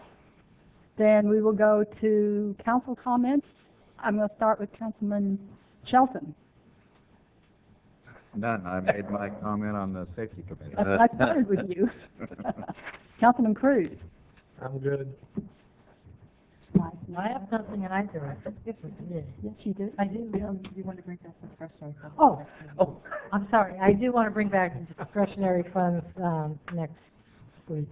Put it on the agenda for the Please. next council meeting. Okay. That's fine. We want Thank you to you. bring, isn't that right, council? So you can bring it back on the next agenda. Okay. Councilman Singleton. Just that, I want to welcome, California Waste in the Galt. They are out for our best interest also, because if you notice, their letters are in green, so they're trying to do the best green they can. He's a very responsible man. That's it. Okay. A couple of things this week. I went to the first 5 advisory committee meeting, and they're pushing walkable communities. Talk about how it's so much healthier and all of that. So I thought I'd share with you. And also attended the criminal justice cabinet meeting, as well as the chief was there. And they talked about the Burns Institute, and basically they were giving us some statistics on a breakdown in by ethnicity on youth, 10 to 17 that were incarcerated. Yeah, that was interesting. But the other thing, I thought about you, Councilman Singleton, and I asked if there was any chance in the near future that the Neighborhood Accountability Board was coming back, and the answer I got was they don't have the money to supply the probation officer. Is that who's there for probation or parole? One of them. Just a quick comment, I don't know what money they're talking about. We were self-supporting. Well, they said that they feel like they have to supply one. Well, That'll be another. don't kill the messenger. I just wanted you to know I was thinking I about just want to that. make sure it was on record. We made our own copies, our own paper. All right. With that, we will adjourn the meeting at 10 o'clock. I really appreciate it. Yeah, me too.